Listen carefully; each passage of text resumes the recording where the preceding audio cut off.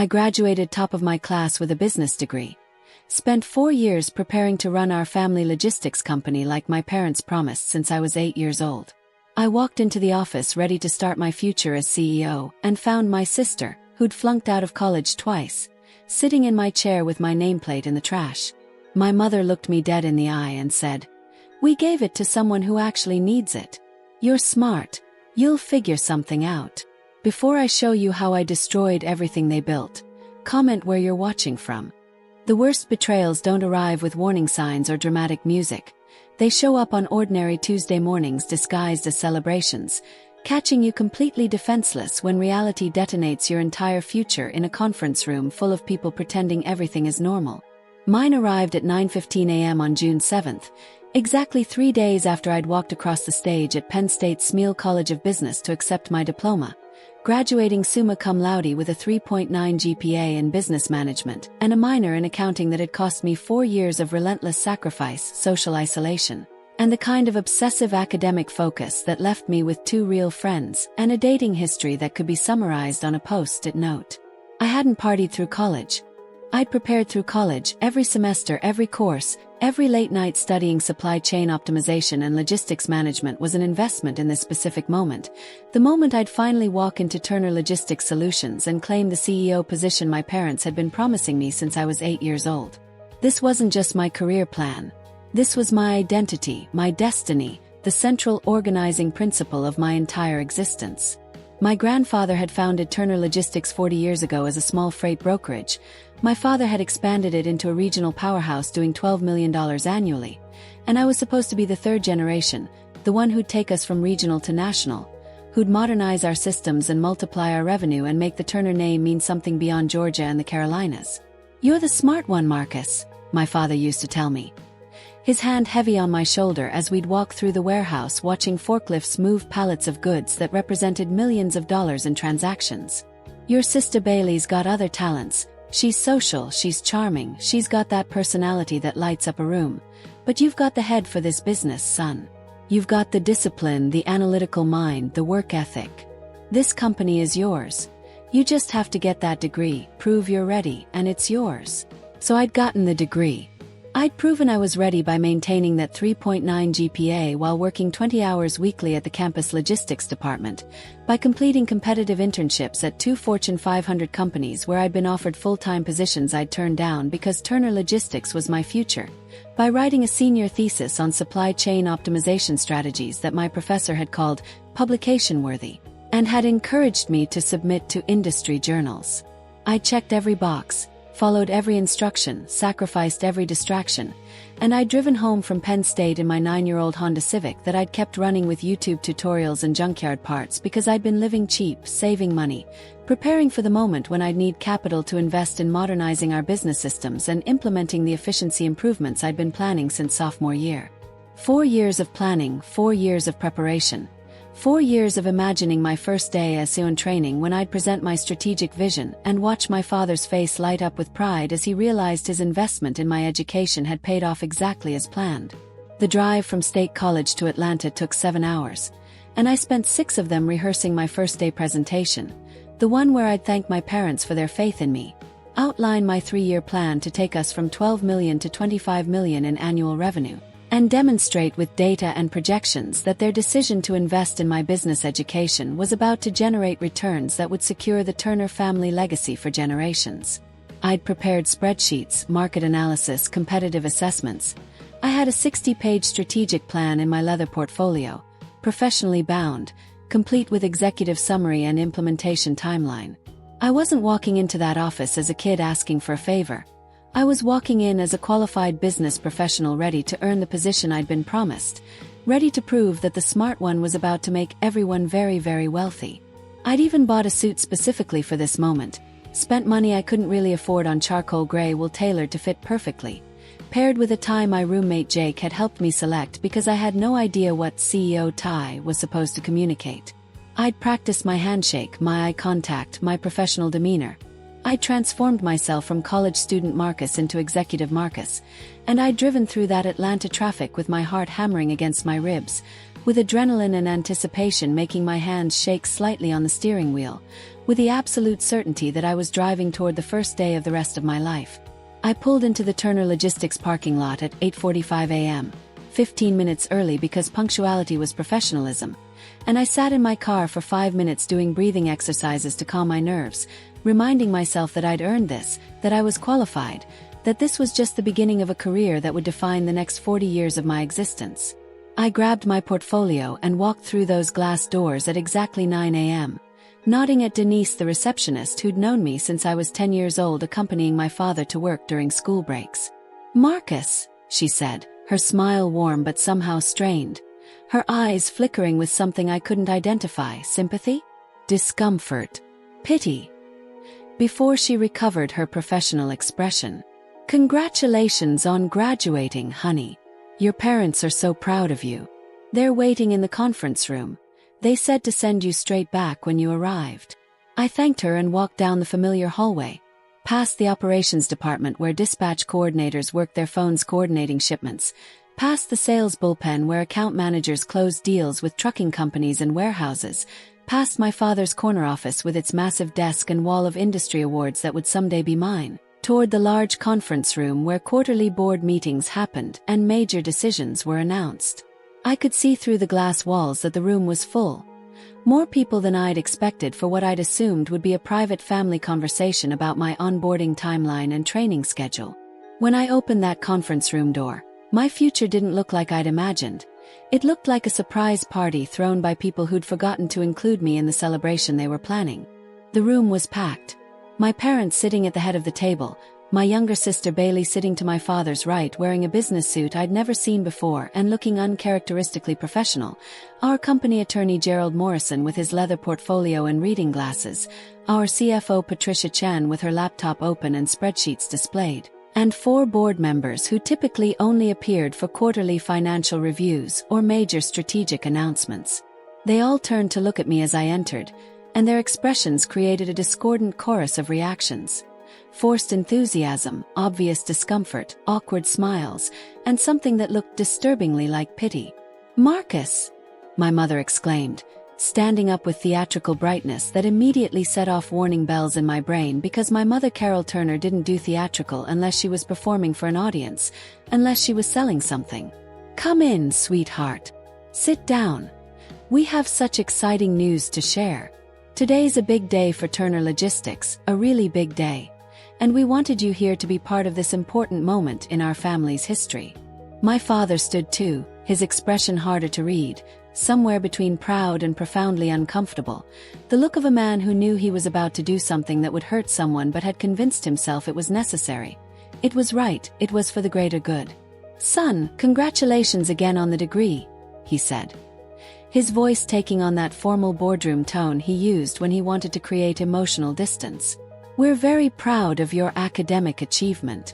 Very proud. Now sit down. We need to discuss the future of this company and some important decisions we've made about leadership succession." I sat, placing my portfolio on the polished conference table, and that's when I noticed the nameplate sitting directly in front of Bailey's seat, the brass nameplate that read Bailey Turner, Chief Executive Officer, with our company logo engraved beneath it, gleaming in the overhead lights like a monument to my complete and utter irrelevance.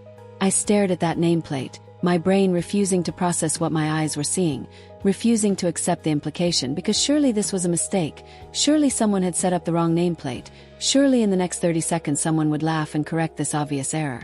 "As many of you know," my father began, addressing the room like we were shareholders instead of family, "Turner Logistics has been growing steadily under my leadership, and we've reached a critical inflection point where we need fresh vision and dynamic leadership to take us into the next generation of success. My father built this company from nothing. I expanded it into the regional powerhouse it is today. And now it's time for the next generation of Turner leadership to guide us forward into an increasingly competitive marketplace." This was it. This was the moment I'd been working toward for 4 years, for my entire conscious life. Except my father wasn't looking at me when he said, "next generation of Turner leadership." He was looking at Bailey, who was staring at her hands, who wouldn't meet my eyes, who looked simultaneously triumphant and guilty, like someone who'd won a prize they hadn't earned but were determined to keep anyway. After extensive consultation with our board, our legal counsel, and significant discussion with key stakeholders, my father continued, each word landing like a physical blow. We've made the decision that the best person to lead Turner Logistics into the future, the person who embodies the energy, the charisma, the people skills, and the fresh perspective this company needs, is Bailey. Effective immediately, she's being appointed Chief Executive Officer. And I'll be transitioning to Executive Chairman to provide guidance and strategic oversight while she learns the operational aspects of the role. The words hit me like a truck, like I'd been standing on train tracks and hadn't seen the locomotive coming until it was too late to move, until impact was inevitable and catastrophic. I stared at my father, waiting for him to laugh, waiting for the punchline, waiting for reality to reassemble itself into something that made any kind of logical sense. But he just looked back at me with that uncomfortable expression, and around the table people were nodding, were smiling at Bailey, were applauding politely like this announcement was reasonable instead of completely, objectively, mathematically insane. "I'm sorry, what?" I heard myself say, my voice sounding distant and hollow in my own ears. "Bailey is going to be CEO of Turner Logistics, the company I've been preparing to run since elementary school." "That's right," my mother said, her voice dripping with false enthusiasm, with a tone of someone trying to sell a terrible idea through sheer force of positivity. "Isn't it wonderful? Your sister has such incredible people skills, such natural charisma, such an instinctive understanding of relationship dynamics. We think she's going to bring a fresh, energetic perspective to this company that will really resonate with our clients and create exciting new growth opportunities." I looked at Bailey, really looked at her for the first time since entering the room, and she was staring at the table, her face flushed, clearly uncomfortable, but not uncomfortable enough to speak up, not uncomfortable enough to say, "This is insane." Not uncomfortable enough to acknowledge that we were all sitting in a room pretending that up was down and black was white and experience didn't matter. "Bailey dropped out of college," I said, my voice flat, stating objective facts because facts were the only anchor I had in this moment of complete madness. "Twice. She flunked out of community college after one semester, then convinced you to pay for state school where she lasted an entire year before academic probation forced her out. She has no degree, no business education, no logistics experience, no management training, no financial background, no. She has life experience." My mother interrupted sharply, her fake sweetness evaporating to reveal irritation underneath, annoyance that I was questioning the script, that I wasn't gracefully accepting my role in this performance. "She has emotional intelligence, Marcus. She has social awareness, interpersonal skills, the ability to read a room and connect with people on a human level. All things you can't learn in a textbook, all things that matter more in leadership than spreadsheets and supply chain theory. Your sister has struggled, yes, but those struggles have made her resilient, have taught her valuable lessons about perseverance and human connection and the kind of authentic leadership that inspires people."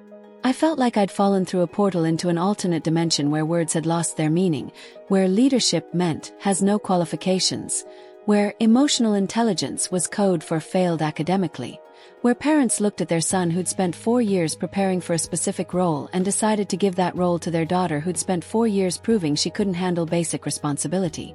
"Let me make sure I understand this correctly," I said, my voice taking on the controlled calm I used when analyzing fraudulent financial statements, when documenting evidence of corporate malfeasance, when building a case that couldn't be argued with because the numbers didn't lie even when people did. "I spent 4 years getting a business degree with honors. I maintained a 3.9 GPA while working part-time. I completed competitive internships at Fortune 500 companies. I wrote a thesis on supply chain optimization. I turned down 2 full-time job offers because I was promised this position. And you're telling me that the CEO role is going to someone with no degree, no training, no experience, and a demonstrated track record of academic failure because she has people skills and emotional intelligence." The conference room went silent, the kind of silence that happens when someone says out loud what everyone knows is true but nobody wants to acknowledge, the kind of silence that precedes either honesty or more elaborate lies. My father cleared his throat, straightened his tie, prepared to sell me on this decision like I was a reluctant client who needed convincing instead of his son whose entire future had just been casually destroyed in a 15-minute meeting. "Marcus, you're very intelligent. We know that, we've always known that," he said. his tone taking on that patronizing quality that people use when they're about to deliver an insult disguised as a compliment.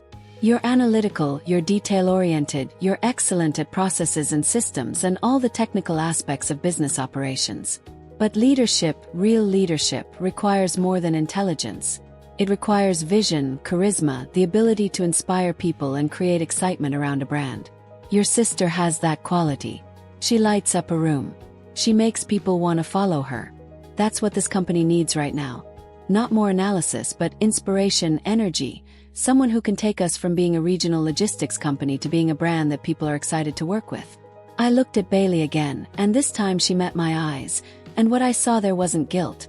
It was defiance, justification, the expression of someone who'd convinced themselves they deserved something they absolutely hadn't earned. And that's when I understood the full scope of what had happened, the full architecture of this betrayal. They hadn't just given my position to Bailey on a whim. They'd planned this, discussed it, consulted attorneys and board members, made a strategic decision that I was too analytical, too technical, too smart for the role I'd spent my entire life preparing for, while Bailey was too charismatic, too personable, too inspirational to waste on anything less than the CEO position. They'd taken my strengths and reframed them as weaknesses. They'd taken her failures and rebranded them as valuable life experience.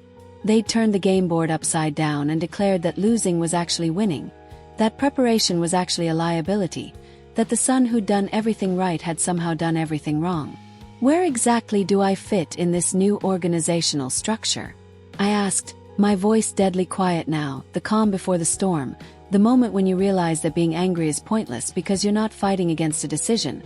You're fighting against a worldview, against people who've already convinced themselves that their choice is not just right but righteous. My father exchanged a glance with Patricia, the CFO, and she opened her laptop, pulling up what I assumed was an organizational chart. "We've created a position for you," Patricia said, her voice professionally neutral, the tone of someone delivering news they know is bad but have been paid to present as reasonable. "Director of Operations.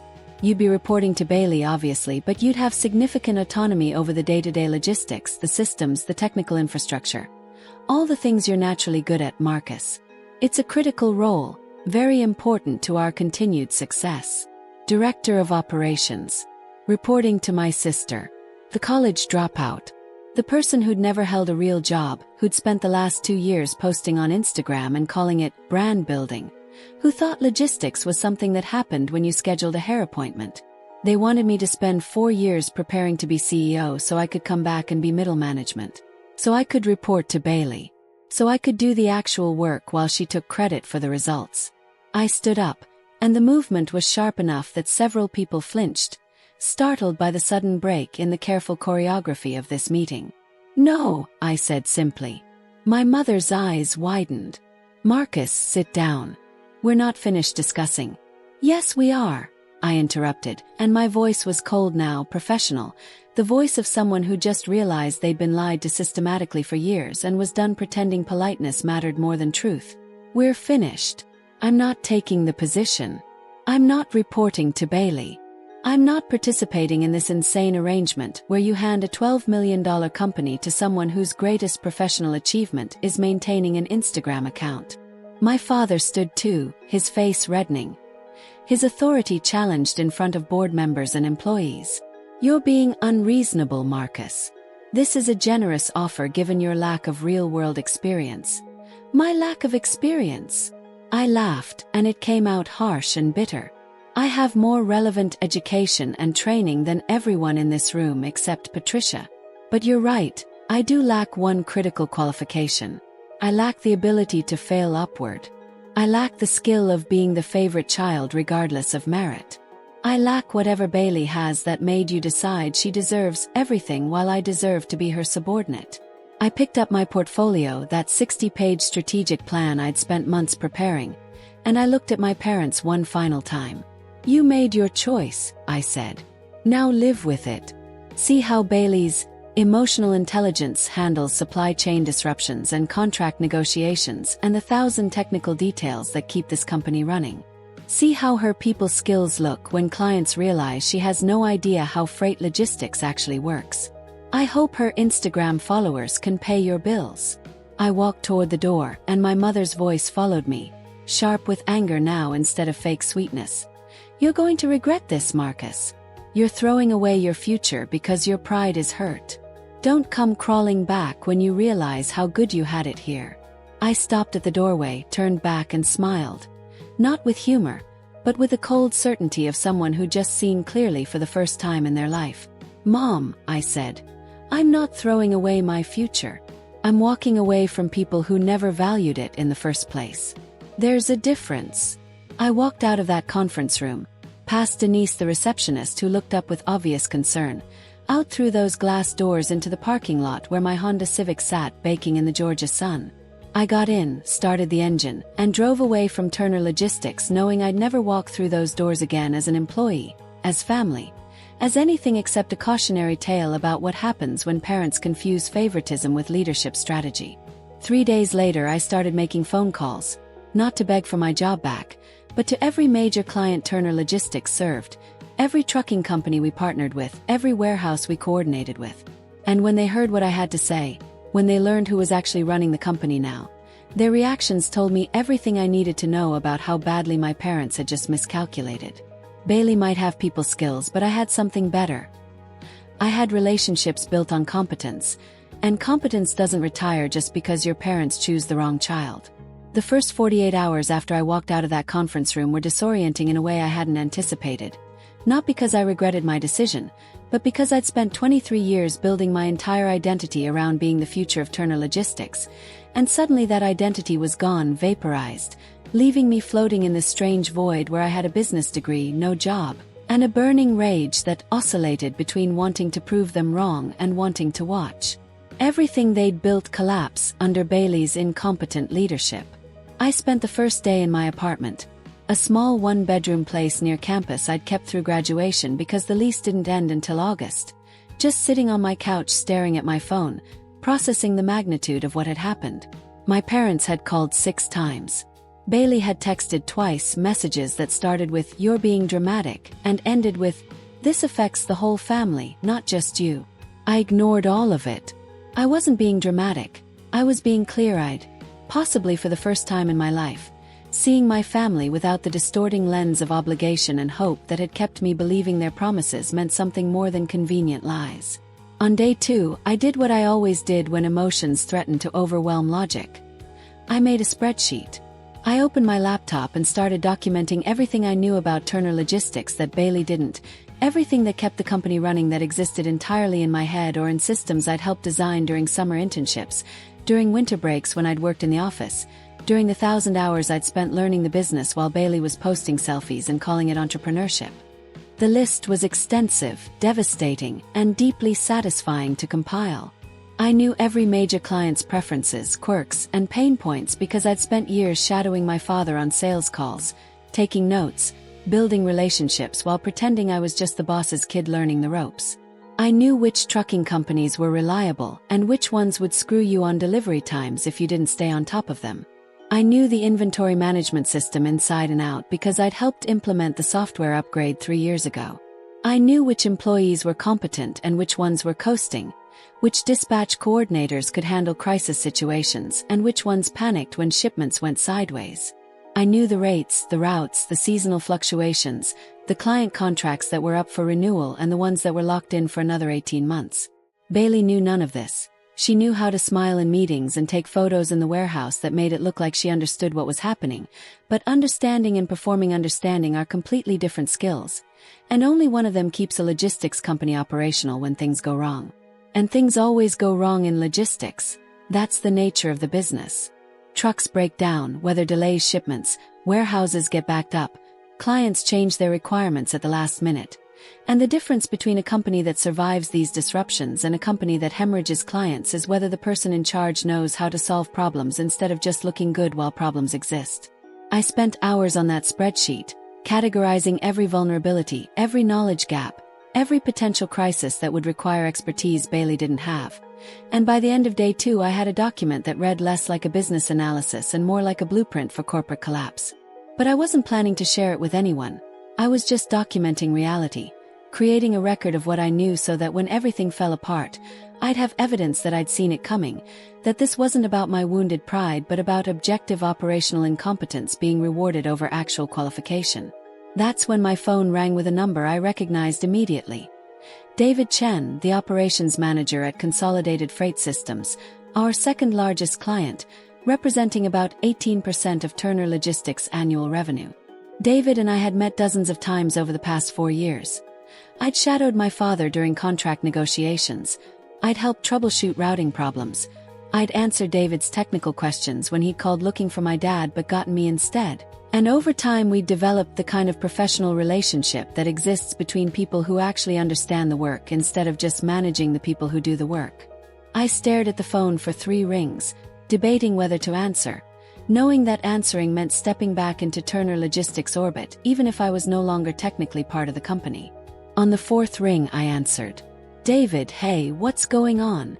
"Marcus," David said, and his voice had that tight, controlled quality that meant he was annoyed but trying to stay professional. "I just got a very strange email from someone named Bailey Turner introducing herself as the new CEO and asking to schedule a relationship-building call to discuss our partnership vision. Want to tell me what the hell is going on over there?" I closed my eyes, recognizing immediately what had happened.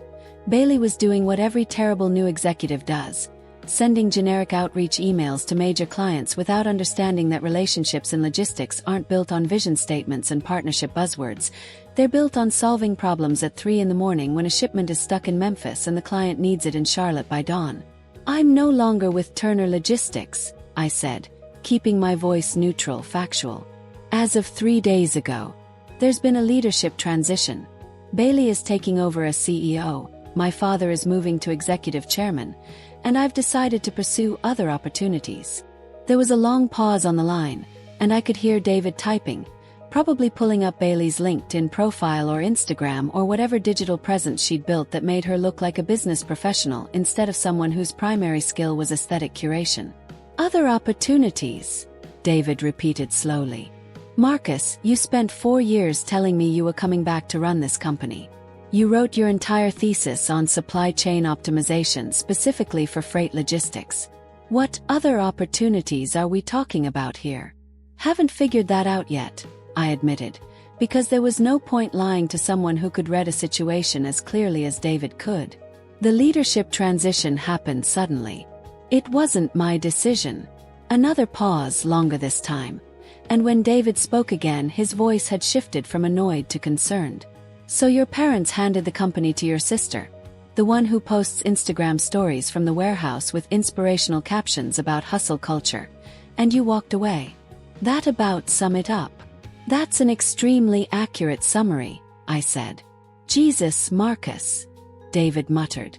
"That's insane. Does Bailey even know how freight brokerage works? Has she ever negotiated a contract? Does she understand the difference between LTL and FTL shipping? Or is she going to Google that 5 minutes before our call?" I almost laughed because the answer was obviously no. Bailey didn't know the difference between less than truckload and full truckload shipping, probably couldn't explain what a freight broker actually did, definitely had never read a contract or understood the margins that kept us profitable or the operational details that separated good logistics companies from the ones that went bankrupt when fuel costs spiked or insurance rates jumped or any of the 1,000 variables that affected our business constantly.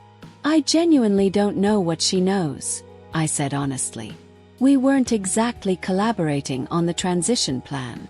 David sighed, and I could hear him drumming his fingers on his desk, that rhythmic tapping he did when he was thinking through a problem that didn't have an easy solution. "Look, I'm going to be straight with you because we've known each other long enough that bullshit isn't useful. I'm not comfortable with this change. Consolidated has worked with Turner Logistics for 8 years specifically because your father built a reputation for reliability and technical competence. You were part of that equation. When you told me you were coming back after graduation, I advocated internally for renewing our contract because I knew we'd have continuity, someone who understood our needs and could solve problems without needing their hand held through every disruption. Bailey sending me an email about partnership vision tells me she has no idea what she's doing, and that makes me nervous about the next 3 years of our contract. My heart rate accelerated, adrenaline flooding my system as I recognized what was happening. This wasn't just a courtesy call from a concerned client. This was an opportunity presenting itself. The first crack in the foundation my parents had just handed to Bailey. The first indication that their decision to prioritize charisma over competence was going to have actual consequences. "I understand your concern," I said carefully, professionally, not pushing but not retreating either. Leadership transitions are always challenging, especially in an operations-intensive business like logistics. "I'm sure Bailey will do her best to maintain the service standards you've come to expect from Turner Logistics." "That's a very diplomatic non-answer," David said, and I could hear the smile in his voice. "But here's what I'm actually asking, Marcus. Are you taking calls? Are you considering opportunities? Because if you're going independent or joining another brokerage, I want to know before I commit Consolidated to another 3 years with a company that just lost the person who actually kept our shipments running smoothly." The question hung in the air, loaded with implications and possibilities I hadn't fully considered until that exact moment. I'd walked out of Turner Logistics thinking I was walking away from my career, from the future I'd planned, from the only path I'd ever prepared for. But David was offering me a different path, one where my expertise had value independent of my last name, where relationships I'd built mattered more than corporate titles my parents could arbitrarily assign to whoever they wanted. "I'm definitely taking calls," I said, and my voice was steadier now, more confident. "I'm exploring options. Nothing's decided yet, but I'm open to conversations about where my skills would be most valued." "Good," David said. "Then here's what I'm going to do. I'm going to take Bailey's call because professionally I have to, but I'm also going to start asking questions about operational capabilities, technical infrastructure, crisis management protocols, all the things I know she can't answer without you. And when that call goes badly, when she realizes she's in over her head, I'm going to tell her that Consolidated is reassessing our partnership and considering alternative providers unless we see evidence of continued operational excellence. That should buy you some time while I talk to my team about whether we'd be willing to follow you to a new brokerage or back you if you decided to go independent." I stood up from the couch, suddenly full of energy, pacing my small apartment as the implications cascaded through my mind. "David, I appreciate that, but I don't want to sabotage my family's company just because I'm angry about how they treated me. That's not." "This isn't sabotage, Marcus," David interrupted firmly. "This is business.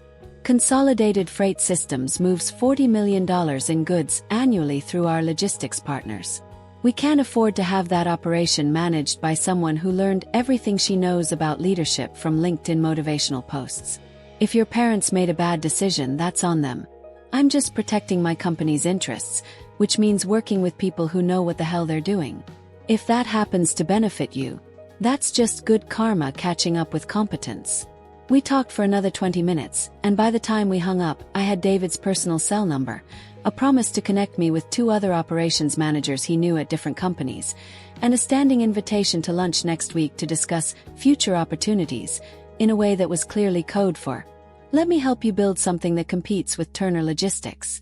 I sat down at my laptop and stared at my spreadsheet of vulnerabilities, and suddenly it looked less like a document of pain and more like a strategic asset, a map of exactly where Bailey would fail and exactly where I could succeed if I was willing to actually compete instead of just walking away. My phone buzzed, a text from my father. "We need to talk about the transition. You're being childish. Call me." I deleted the message without responding. Childish was spending 4 years preparing for a position and expecting to receive it based on qualifications. Adult was recognizing when you'd been lied to and building a better future despite the liars. Mature was understanding that the best revenge wasn't anger. It was success that made their failure impossible to ignore. Over the next 3 days, my phone rang 9 more times with calls from people in the logistics industry.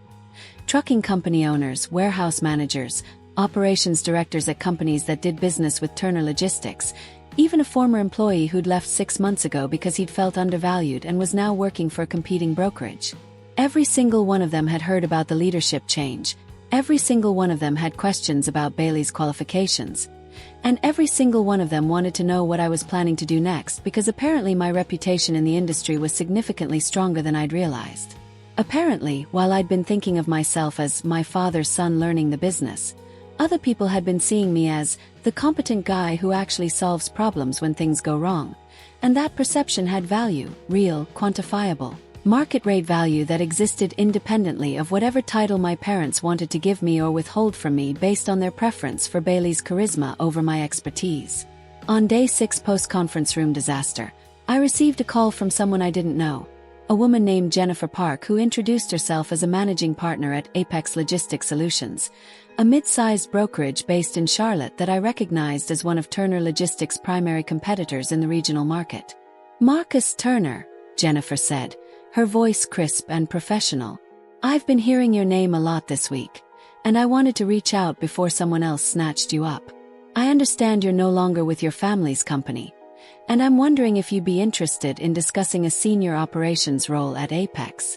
We've been looking to expand our presence in the Georgia market, and having someone with your background and client relationships could accelerate that timeline significantly."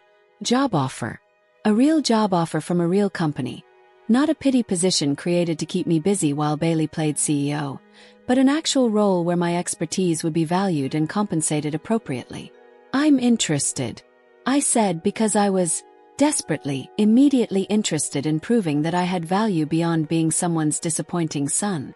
"What would the role look like?" "Senior Director of Operations for our Southeast Division," Jennifer said. "You'd be managing a team of 8, overseeing about 30 million in annual shipments, with significant autonomy over client relationships and operational strategy. Compensation would be base salary of $95,000 plus performance bonuses that typically run another $30,000 to $40,000 annually, full benefits, and equity options if you're interested in long-term growth with the company. We'd want you to start as soon as possible.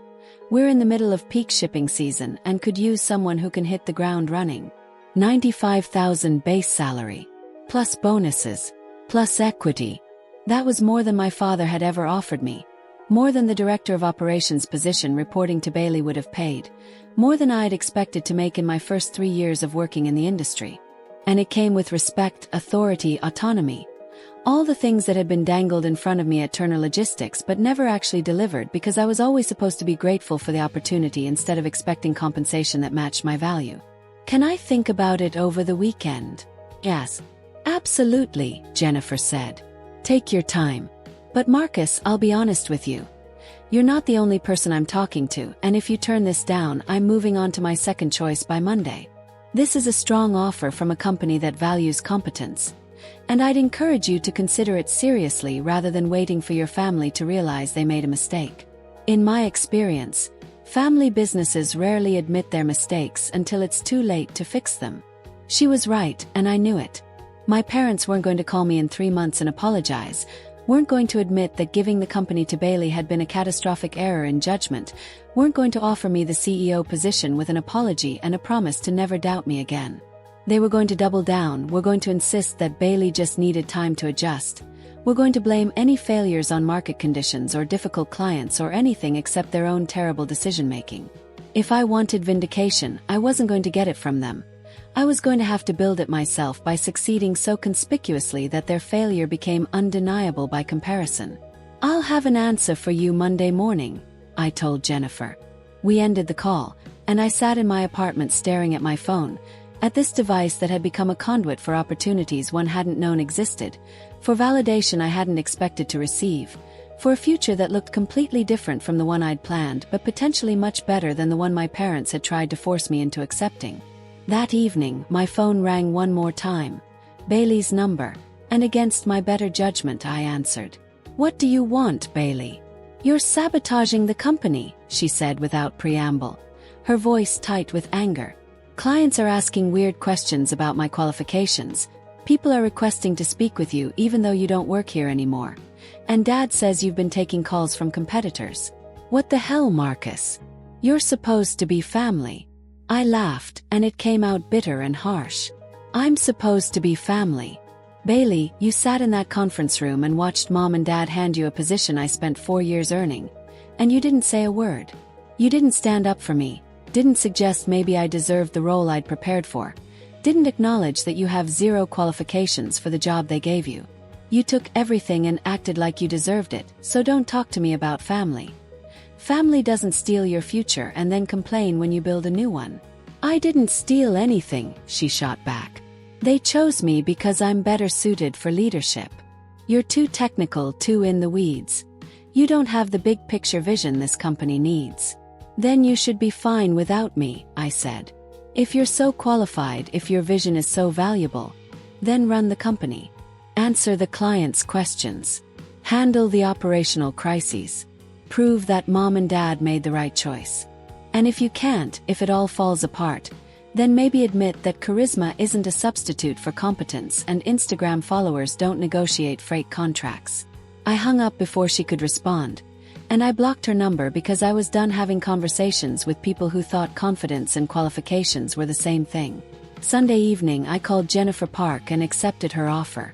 Monday morning, I signed a contract that paid me more than my father made, gave me more authority than he'd ever offered, and came with no family drama, no favoritism, no gaslighting about whose talents mattered more. And Tuesday afternoon, when my father finally called my number, not blocked because I wanted to hear his reaction when reality started catching up with his terrible decision, I answered with a smile. "Hi Dad," I said. "I hear things are getting interesting at Turner Logistics. Anything I can help with?" His response told me everything I needed to know about how badly Bailey's first week as CEO had gone, and I settled in to enjoy every word of his panic. My father's voice on the phone was something I'd never heard before. Not angry, not disappointed, not even that controlled boardroom tone he used when he wanted to maintain authority while delivering bad news. This was something new and deeply satisfying. Desperation wrapped in a thin veneer of casual inquiry, like a man pretending his house wasn't on fire while smoke poured out the windows behind him. "Marcus, hey, glad I caught you," he said. His forced cheerfulness so transparently fake it was almost insulting. "How've you been? Settling in okay? Your mother and I have been worried about you, haven't heard from you in over a week. Wanted to make sure you're doing all right after everything."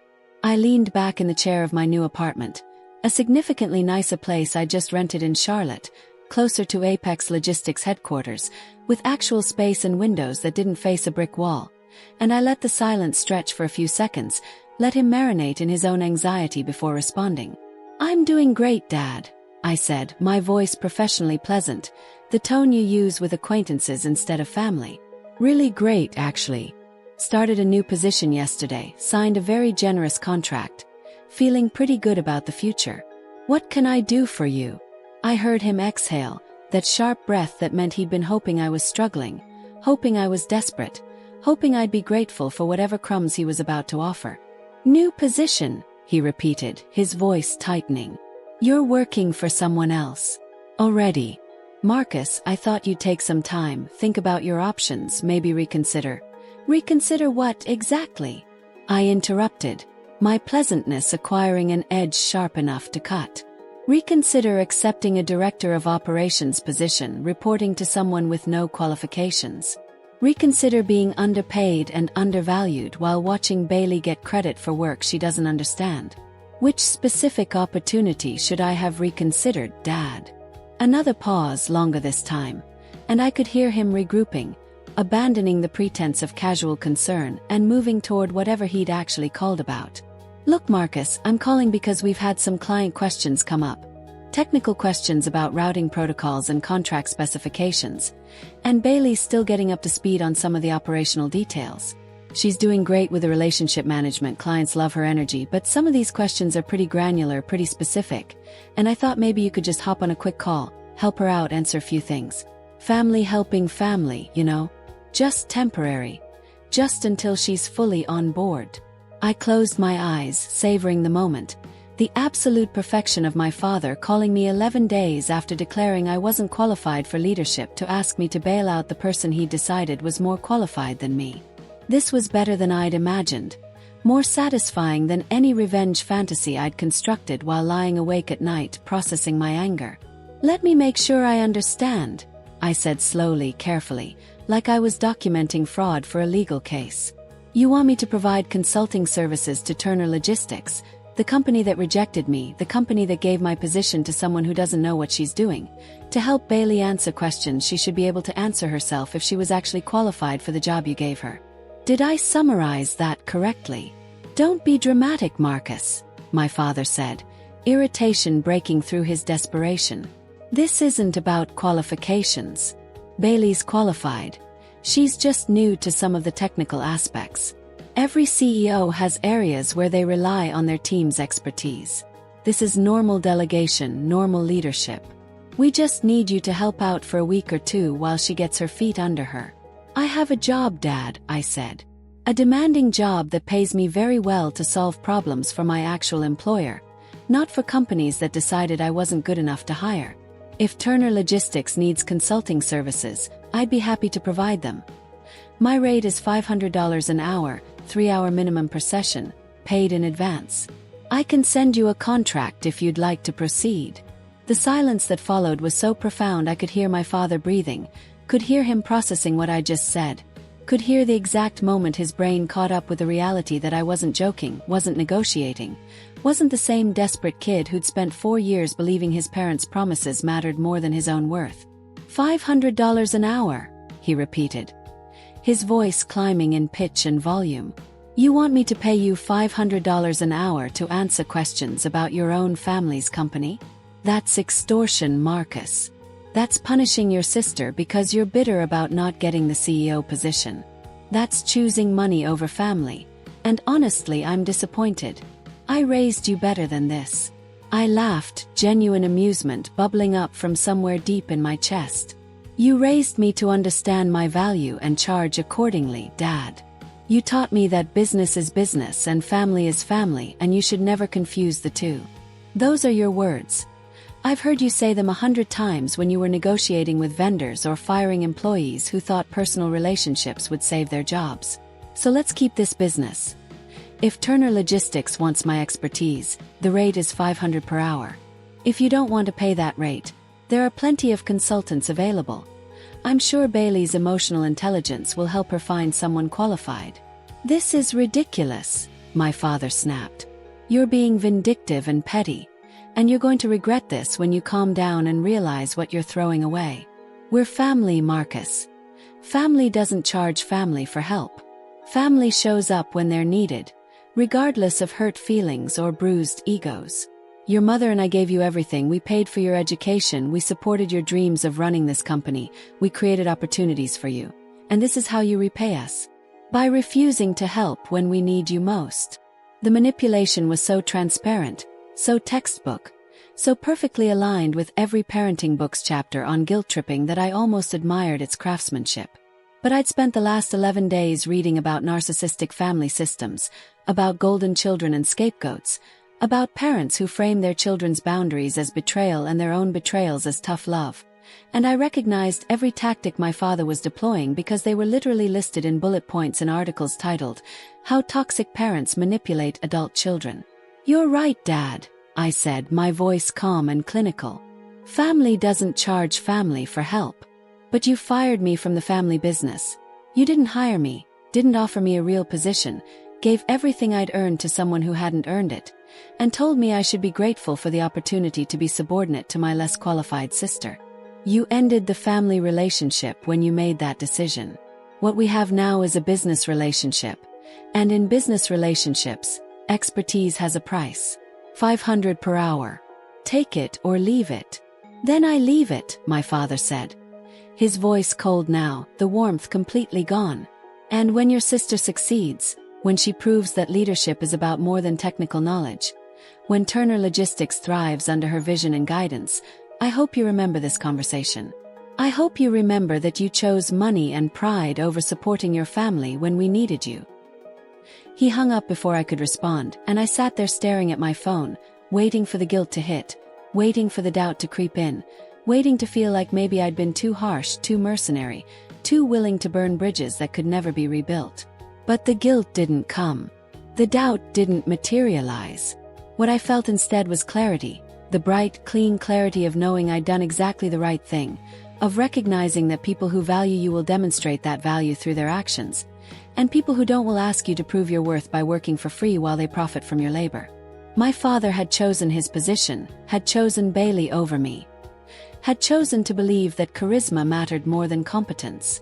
Now he was learning what that choice cost, and the price was higher than $500 per hour. The price was watching his company struggle while the son he'd rejected built a successful career somewhere else. The price was realizing too late that loyalty is a two-way street and you can't demand it from people you've systematically devalued. That afternoon, I had my first official day at Apex Logistics, and Jennifer Park introduced me to my team. 8 sharp, competent professionals who looked at me with cautious optimism, who'd been told they were getting a new director but weren't sure if I'd be competent or just another executive's kid who'd failed upward into management. I spent the first hour in a conference room with them, no presentation, no PowerPoint, just a whiteboard and a conversation about what was working, what wasn't, what they needed from leadership that they weren't getting, what obstacles were preventing them from doing their jobs effectively. By the end of that hour, I'd identified 3 major bottlenecks in our routing system, 2 client relationships that were deteriorating due to communication failures, and 1 incredibly talented logistics coordinator named Sarah Chan, who'd been doing the work of 3 people without recognition or compensation because her previous manager had been too busy managing up to notice her value. "Sarah," I said, pulling her aside after the meeting, "I'm recommending you for an immediate promotion to senior coordinator with a 20% raise. You've been carrying this team, and that ends today. Not the carrying part, but the part where you do it without appropriate compensation and authority." She stared at me like I'd just spoken in a foreign language, like executives didn't typically notice competence or reward it without being asked multiple times over several years. "Seriously?" she asked. "I've been here 18 months, and my last manager said promotions only happen during annual reviews." "Your last manager was an idiot," I said bluntly. "Promotions happen when someone demonstrates they're already performing at the next level, and the company would be stupid not to formalize it. You're already doing senior level work. I'm just making the title and pay match reality. Jennifer's already approved it. HR will have paperwork for you tomorrow." I watched her process this information, watched her posture shift from cautious to confident, watched her realize that maybe this new director was different from the previous one, that maybe competence would actually be recognized instead of exploited. And in that moment, I understood something my parents had never figured out. Leadership isn't about having charisma or vision or the ability to inspire people with motivational speeches. Leadership is about recognizing value, rewarding competence, and creating an environment where talented people want to stay instead of counting days until they can leave. That evening, my phone rang with a number I didn't recognize. A 404 area code, Atlanta, probably someone from Turner Logistics orbit. I answered because I was curious, because I wanted to know how bad things were getting, because watching my parents' decision collapse in real time was more entertaining than anything streaming on Netflix. "Marcus Turner?" a man's voice asked, professional but stressed. "This is Richard Kowalski from Meridian Shipping Solutions. We've been working with Turner Logistics for about 5 years. And I'm calling because we're having some serious concerns about service reliability and whether we should be looking at alternative providers." Meridian Shipping was one of Turner Logistics' top 10 clients, representing maybe 7 or 8% of annual revenue, a solid relationship my father had built through years of reliable service and competitive pricing. "I'm no longer with Turner Logistics, Mr. Kowalski," I said carefully. "I can't really speak to their current operations or service capabilities." "I know you're not with them, that's why I'm calling you," Richard said. "Your name came up in conversation with David Chan at Consolidated Freight, and he suggested I reach out because you might be able to help us understand what's happening over there. We've had 3 shipments delayed in the last week, we've gotten conflicting information from different people about routing changes, and when I try to talk to your sister, the new CEO, she gives me corporate speak about optimizing partnerships but can't answer basic questions about why our Los Angeles shipment is sitting in a warehouse in Dallas when it should be in Seattle." I closed my eyes, knowing exactly what had happened because I'd seen this pattern in my vulnerability spreadsheet. Bailey had probably tried to optimize routing without understanding the contracts, the relationships, the carefully negotiated agreements that kept costs down and deliveries on time. She'd looked at a map and thought she could improve efficiency through vision and fresh thinking, not realizing that logistics isn't about what looks good on paper, but about what actually works in practice when trucks break down and warehouses get backed up and drivers call in sick, and whether delays cascade through the entire system. Without access to Turner Logistics' current operations, I can't diagnose specific problems, I said diplomatically. But I can tell you that routing optimization requires deep understanding of contract terms, carrier relationships, and seasonal variables. If changes were made without that context, you'd see exactly the symptoms you're describing: delays, miscommunications, shipments in wrong locations. So basically, someone who doesn't know what they're doing is making changes that break things that were working, Richard said, frustration clear in his voice. That's a diplomatic way of saying it, yes. And you're not going back to fix it, he said, statement not question. I'm not, I confirmed. I'm building a career based on my own merit now, not on family obligation or the hope that someday they'll recognize my value. Turner Logistics made their choice about leadership. They'll have to live with the consequences. Richard was quiet for a moment then. David mentioned you're with Apex Logistics now. Do you handle clients' meridian size? Because I'm going to be honest with you, Marcus. I'm about 30 seconds away from terminating our contract with Turner and moving to someone who actually knows how freight logistics works. If that someone is you, I'd rather keep the relationship than start from scratch with a stranger. And there it was. The second domino falling.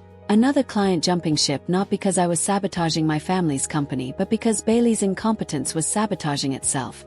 Because you can't fake expertise in an industry where expertise is the only thing that matters. Where charisma and vision and emotional intelligence mean absolutely nothing when a client's shipment is stuck in the wrong state and they need answers instead of inspirational corporate speak. Meridian would fit well within Apex's client portfolio, I said, keeping my voice professional even as my heart rate accelerated with the realization that I was about to steal a major client from my family's company. I'd be happy to schedule a consultation to discuss your logistics needs and how we might serve you better than your current provider. No pressure, no obligation. Just a conversation about what matters to your business and whether we're a good fit. Send me your availability, Richard said. I want this handled by someone competent before we lose another shipment to Bailey's optimization. We ended the call, and I immediately texted Jennifer Park. Potential new client, Meridian Shipping Solutions, approximately $900,000 annual revenue, coming from Turner Logistics due to service failures. Can we handle the additional volume? Her response came back in under a minute. Absolutely. This is exactly the growth we hired you to generate. Set the meeting and loop me in. I sat in my new apartment in my new city with my new job, and I realized that I wasn't destroying my family's company through sabotage or revenge or vindictive interference.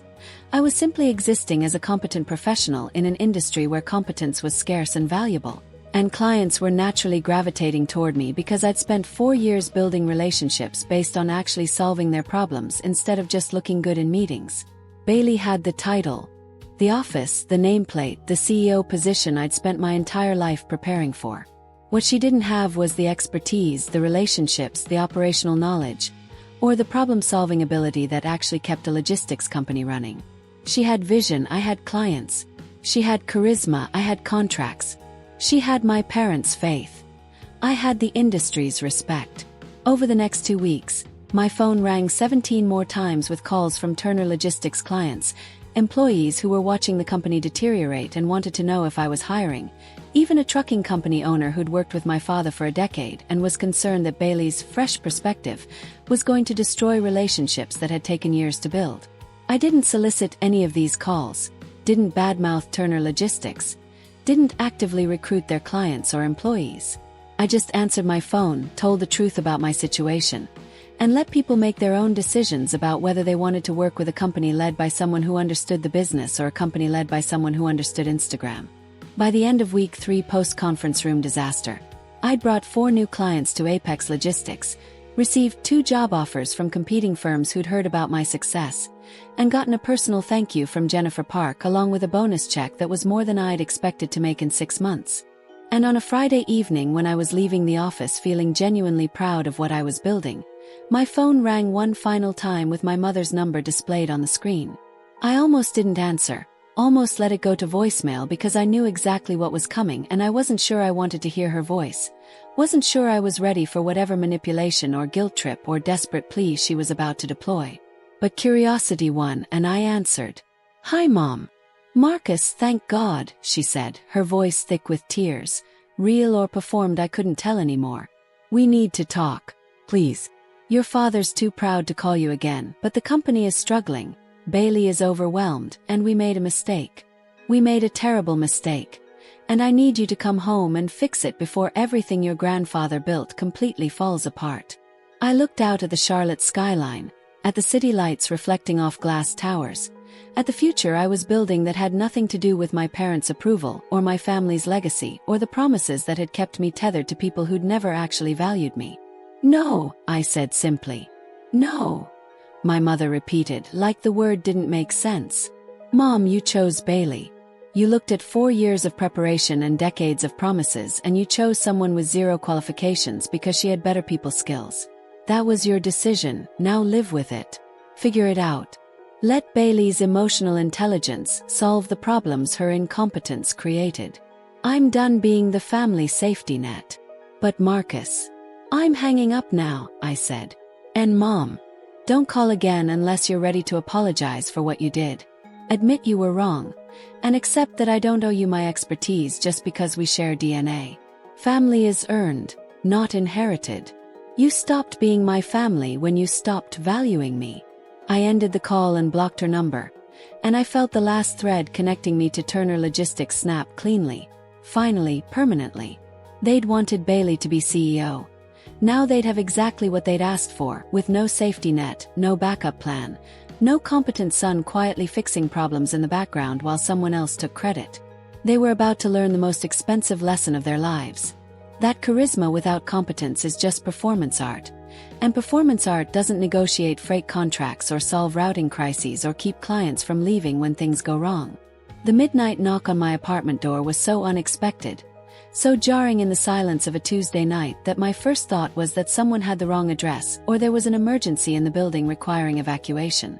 I'd been asleep for maybe 2 hours, exhausted from a 14-hour day negotiating a complex contract with a manufacturing client who wanted to consolidate their entire Southeast logistics operation under Apex's management. A $7 million annual deal that would be the biggest win of my career and would officially make me Jennifer Park's top revenue generator less than 2 months into the job. I stumbled to the door in sweatpants and a t-shirt, checked the peephole, and felt my stomach drop when I saw my father standing in the hallway looking like he'd aged a decade in the month since I'd last seen him. His hair was disheveled. His tie was loosened and crooked. His eyes were red-rimmed either from crying or from exhaustion or from both, and he was holding his phone in one hand like it was a weapon or a lifeline or evidence of something terrible that had just happened. I stood there for a long moment debating whether to open the door, whether to engage with this man who'd systematically destroyed my future, and then had the audacity to be surprised when I built a new one without him, whether to offer compassion to someone who'd shown me none when I'd needed it most. Professional curiosity won out over personal resentment, and I opened the door. "Dad, it's midnight," I said, keeping my voice neutral, giving him nothing. No anger, no warmth, no indication of whether I was willing to help or planning to slam the door in his face. "What are you doing here? How did you even get my address? Your apartment complex was on your employment paperwork," he said, his voice hoarse and defeated. "I called in a favor with someone at Penn State Administration. They still had your contact information update from when you did your address change after graduation. Marcus, please, I need to talk to you. I need your help. Not for me, for your grandfather's legacy, for everything our family built, for 40 years of work that's about to disappear because I made a mistake, because we made a mistake, and I don't know how to fix it without you." I leaned against the doorframe, not inviting him in, not offering comfort, just listening because I wanted to hear him say it, wanted to hear him admit that the decision to give Bailey the CEO position had been catastrophically wrong, wanted the validation of watching him acknowledge what I'd known from the moment they'd handed her that nameplate in the conference room. "What happened?" I asked. My father's composure cracked, and for the first time in my entire life, I watched him cry. Not dramatic sobbing, but tears sliding down his face while he struggled to maintain some semblance of control, some remnant of the authority that had defined his entire identity as patriarch and business owner, and the man who'd built something substantial from his father's foundation. "Hartwell Manufacturing gave us an ultimatum this morning," he said, his voice breaking. "They're our biggest client, Marcus. 22% of our annual revenue, $2.6 million in contracts, 15 years of partnership. They said if we can't provide competent operational oversight and solve the routing disasters that have cost them over $400,000 in delayed shipments and damaged goods in the last month, they're terminating the contract effective in 30 days and moving to a competitor. 30 days, Marcus. We have 30 days to fix problems that Bailey doesn't understand how to diagnose, let alone solve, or we lose the client that keeps our doors open.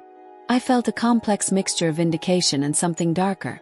Not quite satisfaction, but the grim acknowledgement that consequences were finally catching up with decisions that had seemed immune to consequences, that my parents' faith in Bailey's leadership abilities was colliding with mathematical reality and losing badly. What does Bailey say about this? Yes. What's her plan for solving the Hartwell situation? My father's face twisted with frustration and something that looked like shame. She doesn't have a plan. She has buzzwords and confidence and absolutely no idea what she's doing. She spent 2 hours in a meeting with Hartwell's operations director today talking about synergistic partnerships and optimization frameworks and leveraging our core competencies, and he finally stopped her mid-sentence and said, "I don't need corporate speak, I need my shipments to arrive on time at the correct destinations, and if you can't tell me specifically how you're going to make that happen, we're done." She came back to the office in tears, Marcus. She locked herself in the CEO office. Your office, the office that should have been yours, and cried for an hour because she finally realized that being CEO isn't about looking good in meetings and posting inspirational quotes on LinkedIn. It's about actually solving complex operational problems, and she has no idea how to do that. I should have felt triumphant hearing this. Should have felt the warm glow of vindication that comes when people who wronged you finally understand the magnitude of their mistake. Instead, I felt tired, bone-deep exhausted by the waste of it all, by the completely preventable disaster my parents had created by prioritizing the wrong things, by confusing charisma with capability and confidence with competence. So you drove 2.5 hours to Charlotte at midnight to ask me to fix the problem you created when you gave an unqualified person control of a $12 million company, I said, making it a statement rather than a question. What exactly do you want from me, Dad? What's your pitch? How are you planning to convince me that I should save Turner Logistics after you made it very clear that Turner Logistics didn't want me? I'm not here to convince you, my father said, and his voice had shifted from desperate to something closer to broken, to defeated, to a man who'd finally run out of pride and was standing in front of his son with nothing left but honesty and need. I'm here to beg you. I'm here to tell you that you were right, that I was wrong, that we made a terrible decision based on factors that don't matter. Bailey's personality, your mother's favoritism, my own stupid pride that couldn't admit my son had become smarter than me about the business I built. You were the right choice for CEO. You were always the right choice. And I destroyed your future because I was too stubborn and too blind to see what was obvious to everyone else in the industry. The admission hung in the air between us, and I recognized it for what it was. Not genuine remorse, but strategic capitulation, the desperate confession of a man who tried everything else and was now deploying honesty as a last resort manipulation tactic. He wasn't sorry he'd hurt me. He was sorry his decision had hurt the company. He wasn't apologizing for betraying my trust. He was apologizing for miscalculating Bailey's abilities. The distinction mattered. You want me to come back, I said. You want me to fix Hartwell, solve Bailey's operational disasters, save the company from the consequences of your choices, and presumably you're offering me something in return. The CEO position, probably, or some executive role that acknowledges my value now that you've seen what happens when you ignore it. Yes, my father said simply. That's exactly what I want. Come back as Chief Operating Officer immediately, with full operational authority and a path to CEO within 18 months once we've stabilized things. Bailey would transition to a more appropriate role, maybe Chief Brand Officer or VP of Client Relations, something that uses her actual strengths without putting her in charge of technical operations she doesn't understand. We'd pay you competitively, give you equity, acknowledge publicly that you're the operational leader of the company. Marcus, please. I know I don't deserve your help, I know I burned you badly, but I'm not asking for me.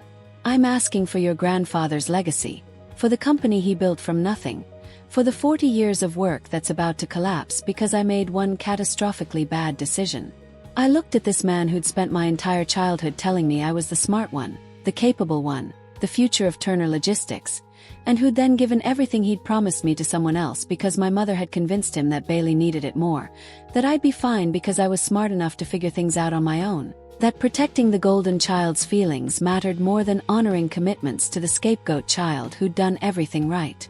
I thought about Hartwell Manufacturing, about the employees who'd lose their jobs when Turner Logistics collapsed, about the legacy my grandfather had built that was being destroyed not by market forces or bad luck, but by sheer incompetence and nepotism disguised as leadership vision.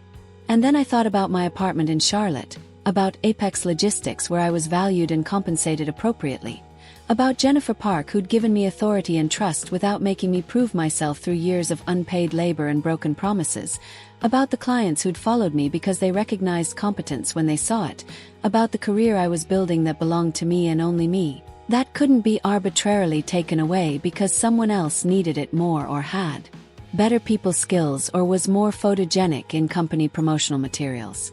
No, I said, and the word came out calm and final. My father blinked like I'd slapped him, like he genuinely hadn't considered the possibility that I'd refuse, that the prodigal son wouldn't come running home the moment his family finally admitted they needed him. No, he repeated. Marcus, I'm offering you everything you wanted. The operational control, the recognition, the path to CEO. This is what you worked for, what you prepared for. This is your chance to claim what should have been yours from the beginning. It was mine from the beginning, I corrected. You took it away and gave it to someone unqualified. And now that your bad decision is costing you millions of dollars, you want me to fix it. But here's what you're not understanding, Dad. I don't want to be Chief Operating Officer reporting to Bailey or transitioning to CEO in 18 months after I've cleaned up her mess. I don't want to spend a year and a half proving myself to people who should have trusted me from day one. I don't want to work for a company that sees me as a problem solver to deploy in emergencies, but not as a leader worthy of respect and authority when things are going well. Then what do you want? My father asked, desperation creeping back into his voice. Name your terms, Marcus. What would it take to bring you back? I thought about that question, really considered it. Explored whether there was any offer he could make that would convince me to return to the family business, to re-enter the system that had systematically devalued me while elevating someone less qualified. For me to come back to Turner Logistics. I said slowly, you'd have to offer me the CEO position immediately. Not in 18 months, not after a probationary period, immediately. Bailey would have to publicly resign and acknowledge she wasn't qualified for the role. You and Mom would have to apologize not just to me but to the entire company for making a leadership decision based on favoritism instead of merit. You'd have to give me complete operational and strategic control with no interference from you or the board for a minimum of 3 years. And you'd have to pay me double what you're currently paying Bailey, with equity compensation that reflects my actual value to the company. I watched my father's face cycle through shock, anger, and the dawning realization that what I was describing wasn't a negotiation. It was a list of impossible conditions designed to make him understand that I wasn't coming back under any circumstances, that some bridges once burned can't be rebuilt with desperate midnight apologies and crisis-driven offers. That's not reasonable, he said finally. That's punitive. You're asking me to humiliate your sister, to publicly admit we made a mistake, to hand you total control. I'm asking you to do what you should have done 2 months ago, I interrupted. I'm asking you to make decisions based on competence instead of politics. But we both know you won't do it because protecting Bailey's feelings matters more to you than protecting the company's future. Because admitting you were wrong publicly would damage your pride more than losing Hartwell Manufacturing would damage your revenue. So no, Dad, I'm not coming back. Fix your own mess. My father stood there in my doorway, and I watched something die in his expression. Hope, maybe, or the last remnant of belief that family obligation would override personal boundaries, that I'd ultimately sacrifice my own success to save people who'd never prioritized mine. You're going to let the company fail, he said, accusation mixing with disbelief. You're going to watch everything your grandfather built collapse because you're angry at your mother and me for choosing Bailey. That's what this is. Revenge disguised as principles. No, I said, and my voice was colder now, sharper.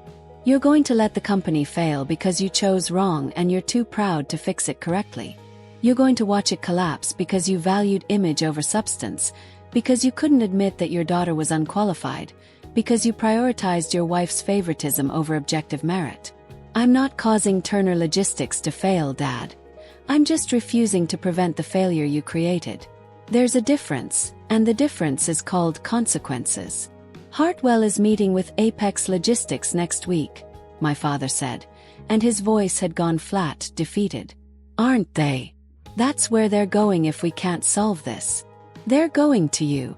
I didn't confirm or deny it, but we both knew it was true because of course Hartwell was meeting with Apex, because Jennifer Park was smart enough to pursue every major client that was dissatisfied with their current logistics provider. Because I'd mentioned in passing that Turner Logistics was hemorrhaging business due to operational incompetence, and she'd immediately started making calls to companies that might be looking for better service. If Hartwell comes to Apex, it's because we can serve them better than Turner Logistics can, I said. That's not revenge, Dad, that's capitalism. That's the free market rewarding competence and punishing incompetence. You taught me that. You told me business was business and feelings don't matter when someone can't deliver results. I'm just applying the lessons you spent my entire childhood drilling into me. My father looked at me like he was seeing a stranger, like the son he'd raised had been replaced by someone harder, someone less willing to absorb damage for the sake of family peace, someone who'd learned that self-respect sometimes means walking away from people who don't respect you even when those people share your last name and your genetic code and your childhood memories. I should have given you the CEO position, he said quietly. I should have honored my promises. I should have trusted that the smart one was smart enough to lead. And I should have told your mother that Bailey needed to find her own path instead of being handed something she hadn't earned. I know that now. I'm sorry I didn't know it when it mattered. The apology was real, I could hear it in his voice, could see it in his face. But it was also 2 months too late. Delivered not from genuine remorse but from desperate need, offered not because he'd realized he'd hurt me but because he'd realized his decision had hurt his company. And that distinction made all the difference between an apology that could rebuild trust and an apology that was just another manipulation tactic.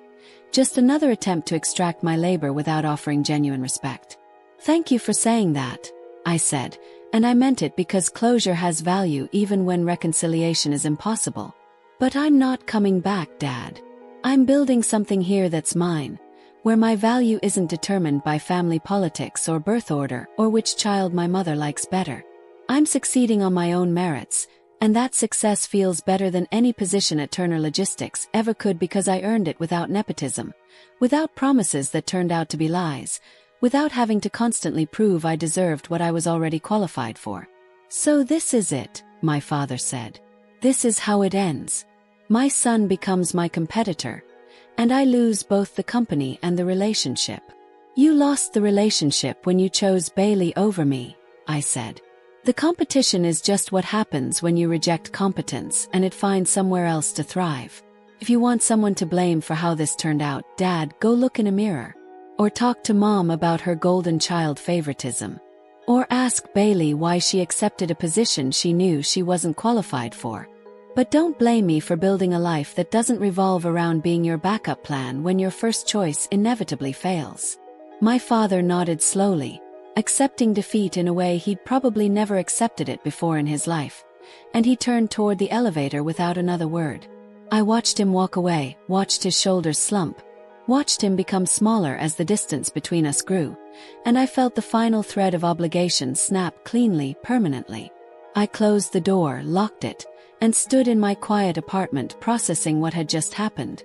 My father had admitted he was wrong, had apologized, had offered me nearly everything I'd wanted 2 months ago, and I turned him down without hesitation because sometimes the cost of going back is higher than the cost of moving forward, and sometimes the people who hurt you don't get to decide when and how you forgive them. My phone buzzed with a text from Jennifer Park, sent at 12:47 a.m. Hartwell Manufacturing just requested an emergency meeting tomorrow at 2 p.m. They want to discuss transitioning their entire logistics operation to Apex. I know this is your family's biggest client. Are you okay handling this? Or do you need me to take the lead? I typed back. I'll handle it. This is business, not personal. Hartwell deserves competent service, and we can provide that better than Turner Logistics can right now. Let's show them what professional logistics management actually looks like. I set my phone down and went back to bed, and for the first time since the conference room disaster, I slept through the night without dreaming about the future I'd lost, without mourning the promises that had been broken, without wondering what I could have done differently to earn my parents' respect. I'd stopped trying to earn something that should have been given freely, and in that surrender, I'd found something better than my family's approval. I'd found my own. The next afternoon, when I walked into the conference room at Apex headquarters to meet with Hartwell Manufacturing's operations director and showed him exactly how we'd solve the routing disasters that Bailey had created, when I laid out a comprehensive transition plan that demonstrated expertise she'd never possess, when I watched him nod and smile and say, "This is exactly what we needed. This is why we're leaving Turner," I felt something I'd been chasing my entire life but had only found. When I stopped looking for it in my family's recognition, I felt competent, valued, and successful on terms that had nothing to do with whose child I was and everything to do with who I'd become despite the people who should have believed in me but chose not to. Turner Logistics lost Hartwell Manufacturing the next week. $2.6 million in annual revenue gone. 22% of their business evaporated because my parents had valued Bailey's charisma over my competence, and I'd stopped volunteering to clean up disasters I hadn't created. The voicemail started 3 days after Hartwell Manufacturing officially signed with Apex Logistics, and they came in waves. Morning, afternoon, evening, middle of the night. Each one a slightly different variation on the same theme of desperation, manipulation, and the kind of emotional terrorism that only mothers who've perfected guilt as a weapon can deliver with such precision. The first one arrived at 6 a.m. from a blocked number, my mother's voice tight with controlled anger trying to masquerade as concern. "Marcus, it's your mother. I know you're screening our calls, but you need to hear this. Your father had chest pains last night. We had to go to the emergency room. The doctors said it's stress-related, that his blood pressure is dangerously high because of what's happening with the company. They asked what was causing him so much stress, and I had to tell them that his son is deliberately destroying the family business out of spite, that you're stealing our clients and refusing to help when we're in crisis. I hope you can live with yourself if something happens to him, Marcus. I hope your pride and your anger are worth your father's health." I deleted it without responding because I recognized the pattern. Create a medical emergency that may or may not be real, blame the target for causing it, leverage fear and guilt to manipulate them into compliance. It was textbook emotional abuse disguised as family concern, and I'd read enough psychology articles in the past 2 months to recognize every manipulation tactic in the narcissist's playbook. The second voicemail came 4 hours later. This time my mother's voice had shifted from anger to pleading, the tone she used when anger didn't work and she needed to try a different approach. "Baby, please, I'm begging you. I know we hurt you. I know the CEO decision was wrong. Your father and I have talked about it every single day since you left. And we understand now that we made a terrible mistake. But Marcus, you're our son, you're our family. Family forgives. Family helps each other through hard times. Your sister is falling apart. She cries every morning before work, she's having panic attacks in the office. She knows she's in over her head, but she's trying so hard to learn, to grow into the role. Don't punish her for our mistake. She didn't ask for this, we pushed her into it because I thought she needed the opportunity, because I wanted her to finally have something she could be proud of. I was wrong, but she shouldn't have to pay for my error in judgment. Please come home. Please help us fix this before it's too late." I deleted that one too because the manipulation was so transparent it was almost insulting. Frame Bailey as a victim of my parents' decision rather than a willing participant in my betrayal, suggest that I was punishing her instead of simply refusing to rescue her from consequences. Appeal to my protective instincts while completely ignoring that Bailey had sat in that conference room and accepted everything I'd earned without a single word of protest or acknowledgement that maybe, just maybe, her brother deserved the position he'd spent 4 years preparing for. The third voicemail arrived at 11 p.m., and this time my mother had abandoned all pretense of manipulation and gone straight to rage, her voice sharp and venomous. "You selfish, ungrateful bastard. We gave you everything, we paid for your education, we supported you, we raised you to be successful, and this is how you repay us. By destroying us. By stealing our clients. By refusing to help when we're literally begging you. You're going to regret this, Marcus. You're going to wake up one day and realize that you threw away your family for money and pride, and when you come crawling back, because you will come back when you realize how empty your life is without us, we won't be there. The door will be closed.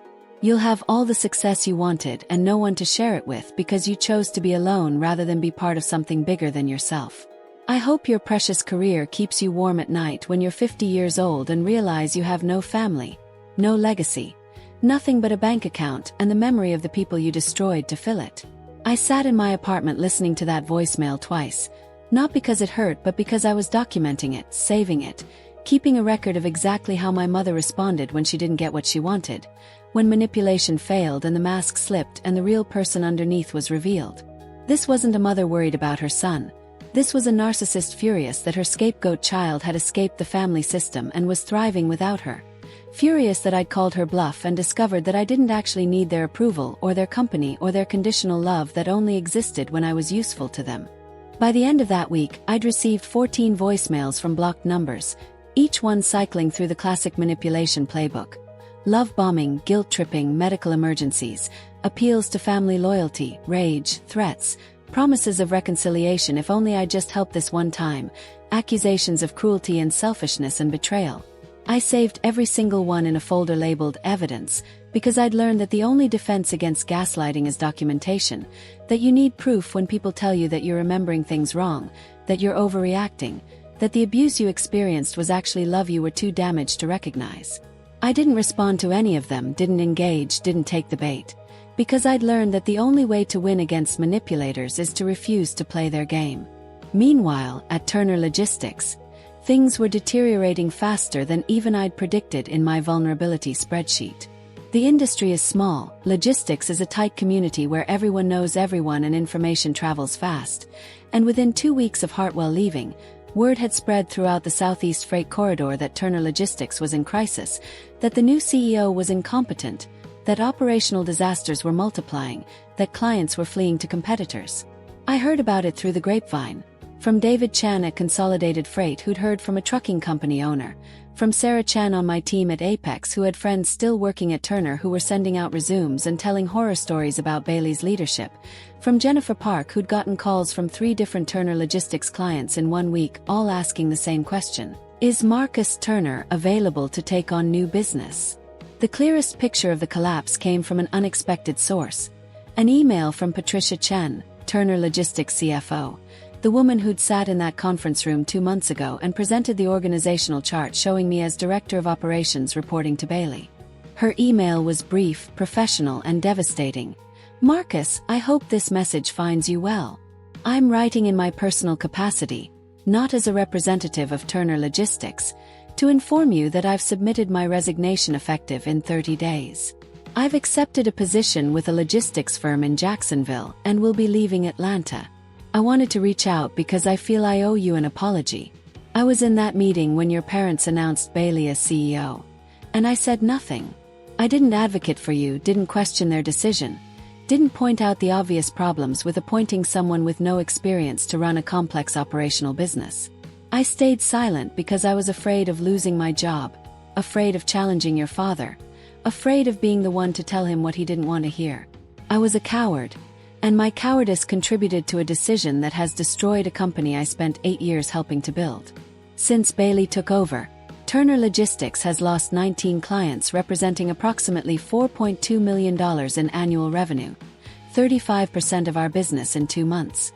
Our operational costs have increased by 40% due to routing inefficiencies, missed deliveries, penalty fees, and emergency fixes for problems that shouldn't exist. Our employee turnover is approaching 60% as competent people flee to competitors who value expertise over nepotism. The board met yesterday in emergency session, and the conversation was brutal.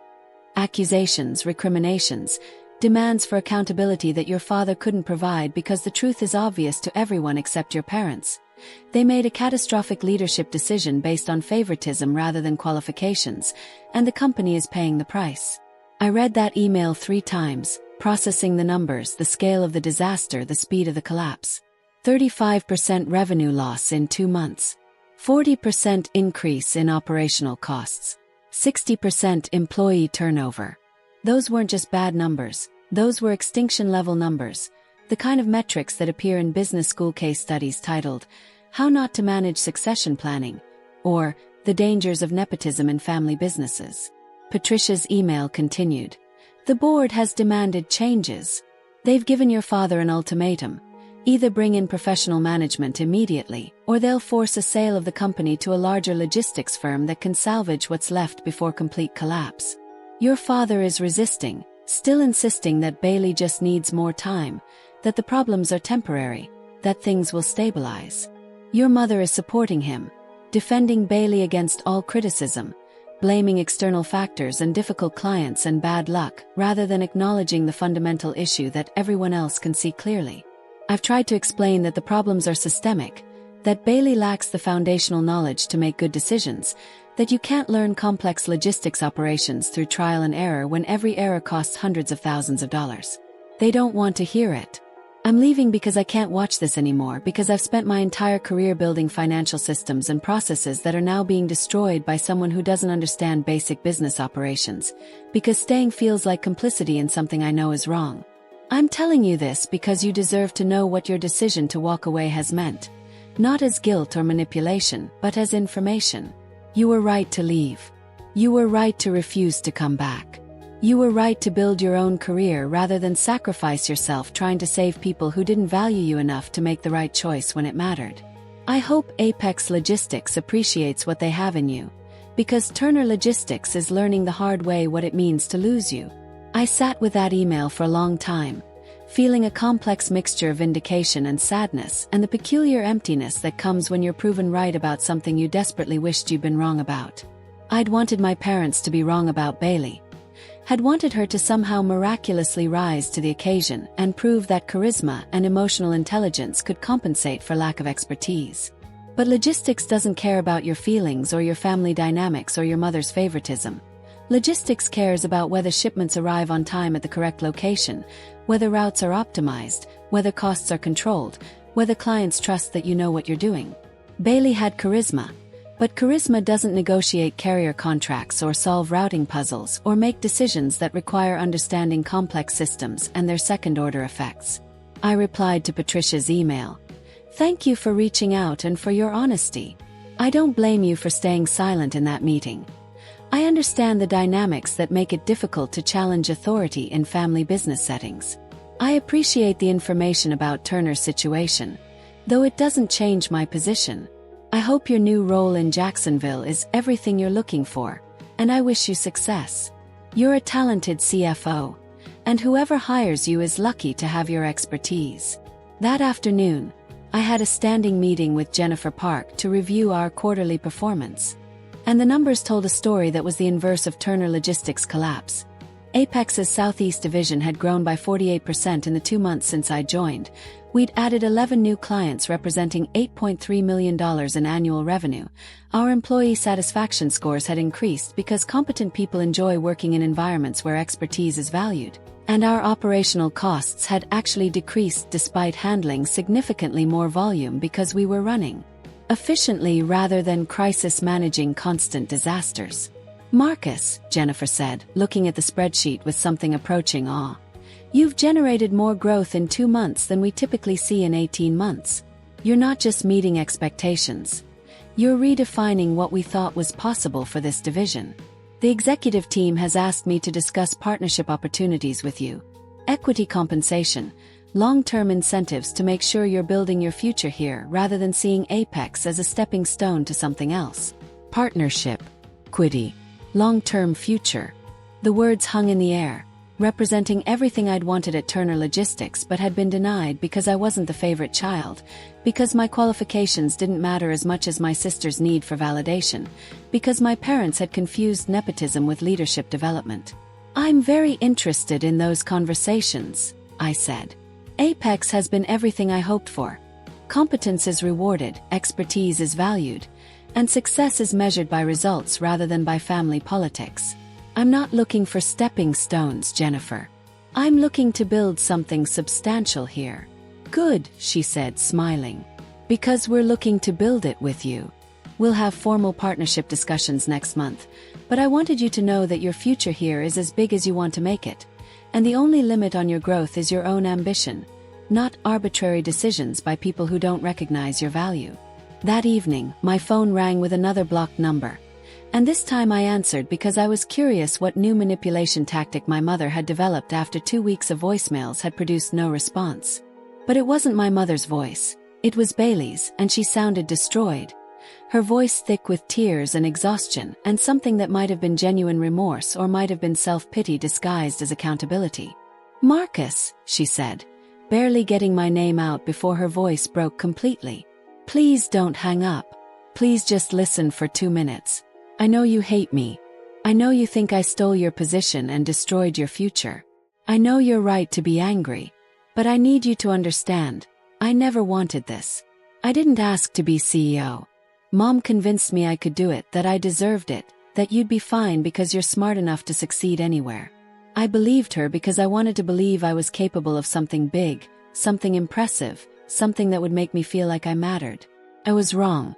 I'm failing, Marcus. I'm failing so badly that I wake up every morning with panic attacks, that I cry in the bathroom at work, that I can't sleep because I'm constantly thinking about all the things I don't know and all the ways I'm destroying Grandpa's legacy. I don't know how to fix routing problems. I don't know how to negotiate contracts. I don't know how to manage operations or solve crises or do any of the things a CEO needs to do. I'm drowning, and Mom keeps telling me to just try harder, to be more confident, to fake it until I make it. But you can't fake expertise in an industry where expertise is everything. The board wants me gone. Dad's defending me, but even he knows I'm in over my head. We're losing clients every week, employees are quitting. And everyone knows it's my fault because I accepted a job I wasn't qualified for. I listened to her confession, to the breakdown I'd predicted 2 months ago when I'd watched her accept that nameplate in the conference room, and I felt nothing.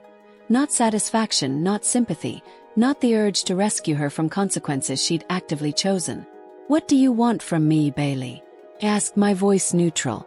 "I want you to come back," she said, desperation clear in every word. "I'll resign. I'll tell the board I'm not qualified. I'll publicly admit I made a mistake accepting the position. Just please come back and save the company before it completely collapses. Please save me from this nightmare I helped create.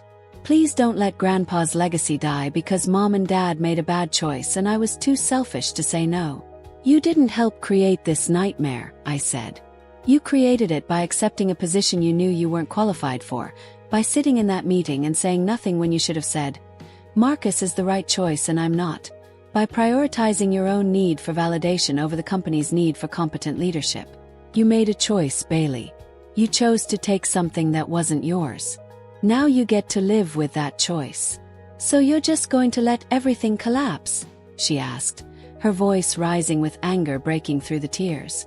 "You're going to watch the company die out of spite?" "I'm going to watch the consequences of your actions play out," I corrected. "That's not spite, that's reality. You wanted to be CEO, you got to be CEO. And now you're learning what happens when you're in charge and don't know what you're doing. That's called accountability, Bailey. And it's something you should have learned before you accepted a position that required expertise you don't have." "I hate you," she said, her voice breaking again. "I hate that you're right. I hate that you're succeeding while we're failing. I hate that you won't help us even though you could. But mostly I hate that I can't even blame you for walking away because if I were you, I'd have done the same thing." She hung up, and I sat in my apartment processing that conversation, that admission, that confirmation that even Bailey, the golden child, the favorite, the one whose feelings and needs always took priority, finally understood that charisma without competence is just an expensive illusion, that you can't lead through confidence alone when the work requires knowledge you don't possess. The next morning, my phone rang with a number I didn't recognize. A 404 Atlanta area code, but not from any blocked number. I answered, and a man's voice I didn't recognize said, "Mr. Turner? This is Robert Whitmore from the Turner Logistics Board of Directors.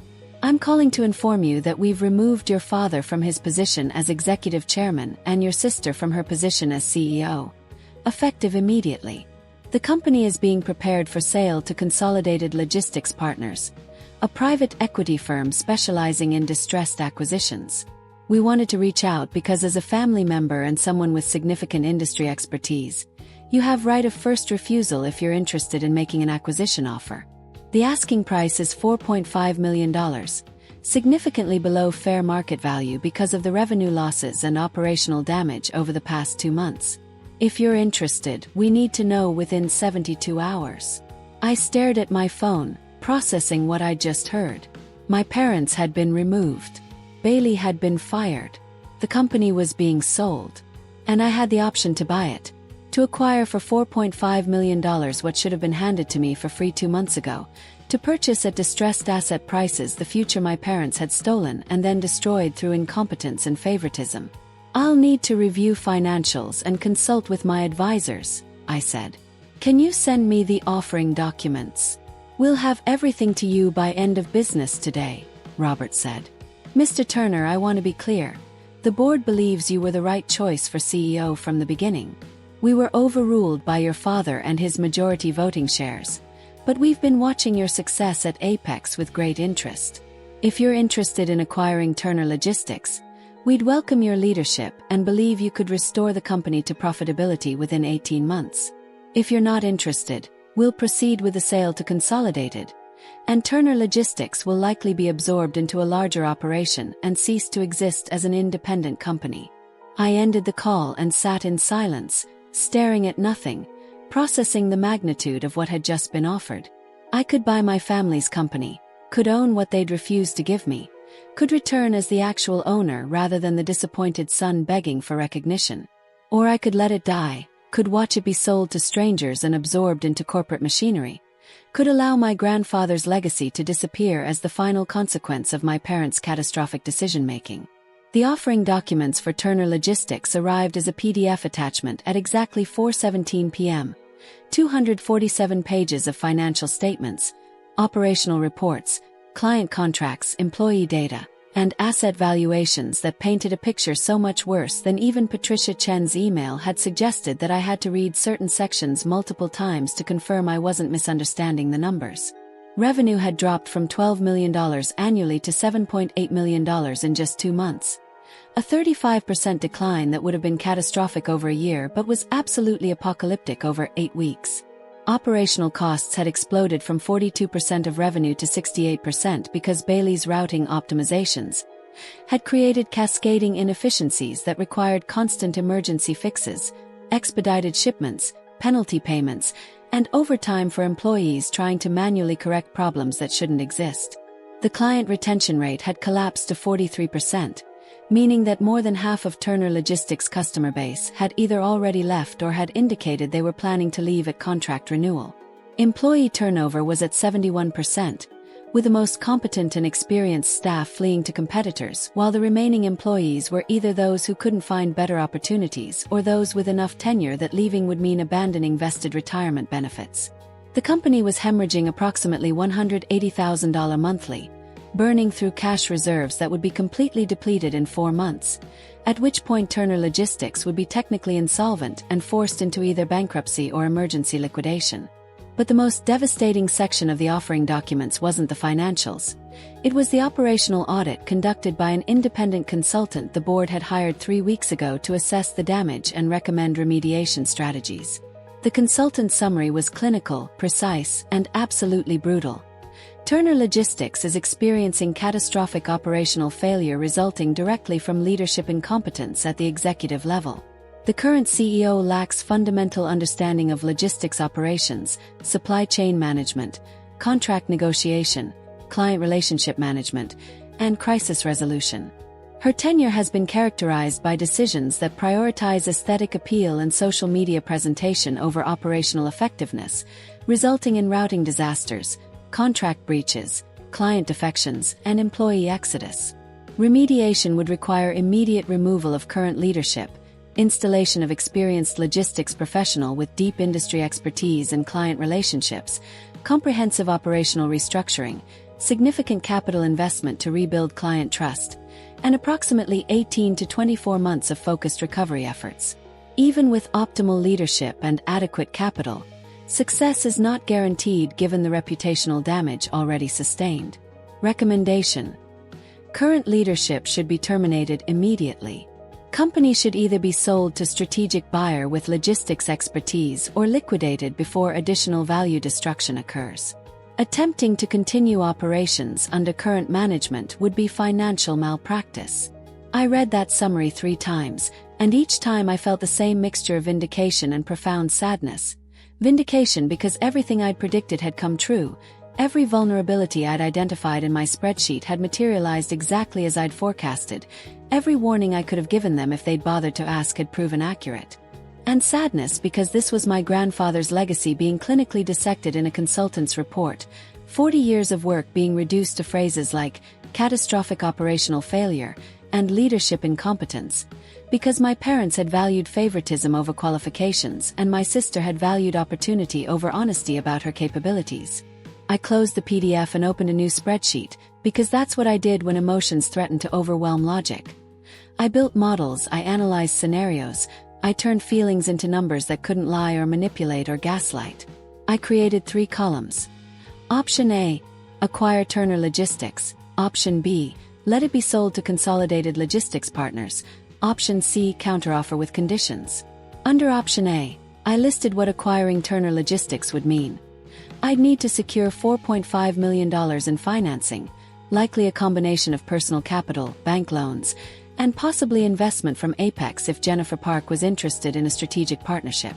I'd need to take a leave of absence from Apex or resign entirely to focus on Turner's recovery, sacrificing the partnership and equity compensation I'd just been offered. I'd need to spend 18 to 24 months of my life fixing problems I hadn't created, managing employees who'd watched me be rejected and then seen me succeed elsewhere, rebuilding relationships with clients who'd left because of Bailey's incompetence. I'd need to interact regularly with my parents, who technically would have no ownership or authority in the company I'd acquire but who would undoubtedly insert themselves into operations, offer unsolicited advice, and make my life miserable because I'd bought at bankruptcy prices what they'd refused to give me when it was worth $12 million.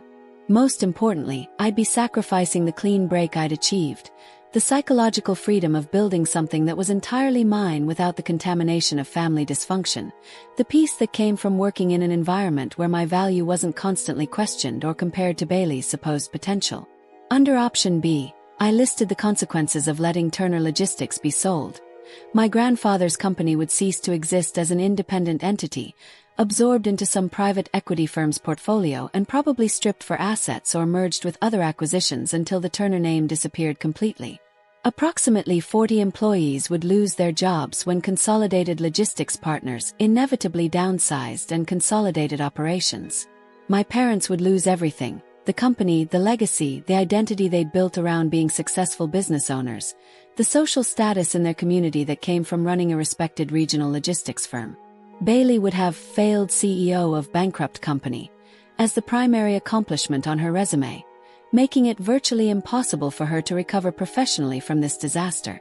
The extended family, the community, everyone who'd known the Turner name as synonymous with reliable freight logistics would watch it collapse publicly, would see the cautionary tale play out in real time about what happens when you prioritize nepotism over competence.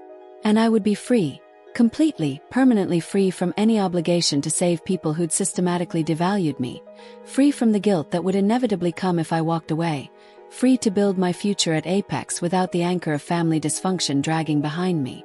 Under Option C, I created a hybrid scenario that appealed to the part of me that still cared about legacy and employees even if I no longer cared about rescuing my parents from their own terrible decisions. Make a counteroffer to acquire Turner Logistics for $3.2 million instead of $4.5 million, justified by the continued deterioration and the fact that bankruptcy was 4 months away. Require as a condition of sale that my parents sign comprehensive non-compete agreements preventing them from involvement in any logistics business for 10 years, that they sign documentation acknowledging they were removed for cause due to catastrophic leadership failures, and that they agreed to zero contact with me professionally or personally for a minimum of 3 years. Require Bailey to publicly resign and issue a statement acknowledging she wasn't qualified for the CEO position, and that her appointment was a mistake that damaged the company.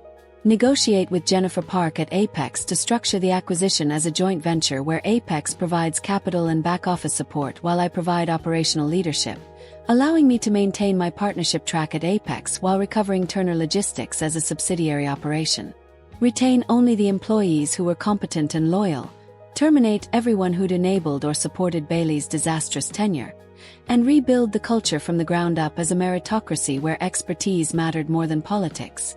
Use the Turner Logistics acquisition and recovery as a case study in my industry reputation, as proof that I could take a dying company destroyed by incompetent leadership and resurrect it through operational excellence, making me one of the most sought-after logistics executives in the Southeast. I stared at my 3-column spreadsheet for 2 hours, running financial projections, modeling recovery scenarios, calculating net present values and internal rates of return, trying to make a decision based purely on numbers because numbers were clean and objective and didn't care about feelings or family or the complicated mess of wanting to prove yourself to people who should have believed in you from the beginning. But this wasn't really a financial decision. This was an emotional decision disguised as a business calculation. And the real question wasn't whether I could afford to acquire Turner Logistics or whether the recovery was financially viable. The real question was whether I wanted to spend the next 2 years of my life saving people who'd betrayed me, whether I needed to rescue my grandfather's legacy to feel like I'd honored his memory, whether I could live with myself if I walked away and let everything collapse knowing I had the expertise to prevent it. At 11:47 p.m., I called Jennifer Park, knowing she'd still be awake because she was a workaholic who responded to emails at midnight and took calls on weekends. She answered on the second ring. "Marcus, what's going on? Everything okay?" "I need advice," I said. Not as my boss but as someone who's built successful companies and made hard decisions about when to acquire distressed assets and when to let them die.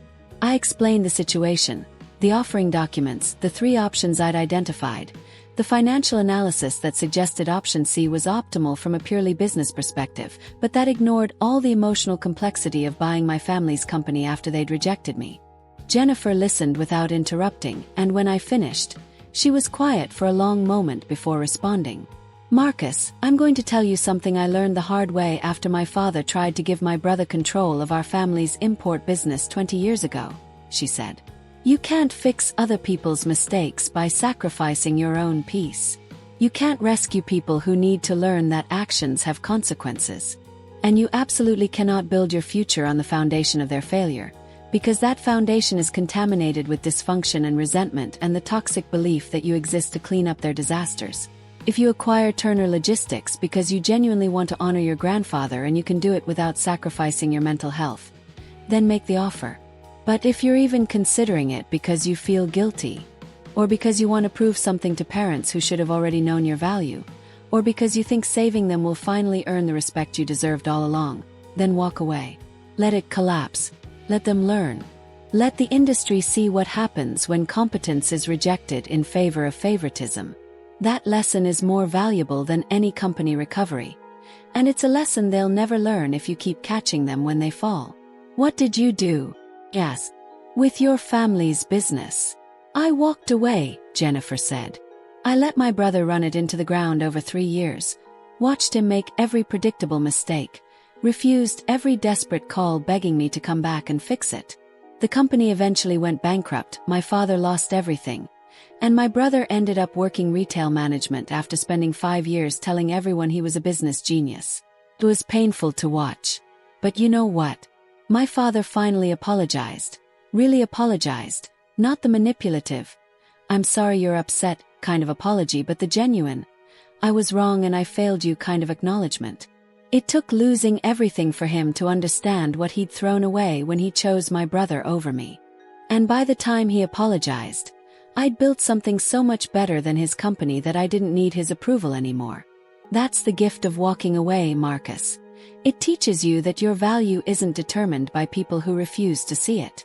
I thanked Jennifer and ended the call, and I sat in my apartment with my spreadsheet still glowing on my laptop screen, with those 3 options still demanding a decision, with the weight of 40 years of legacy pressing down on my shoulders.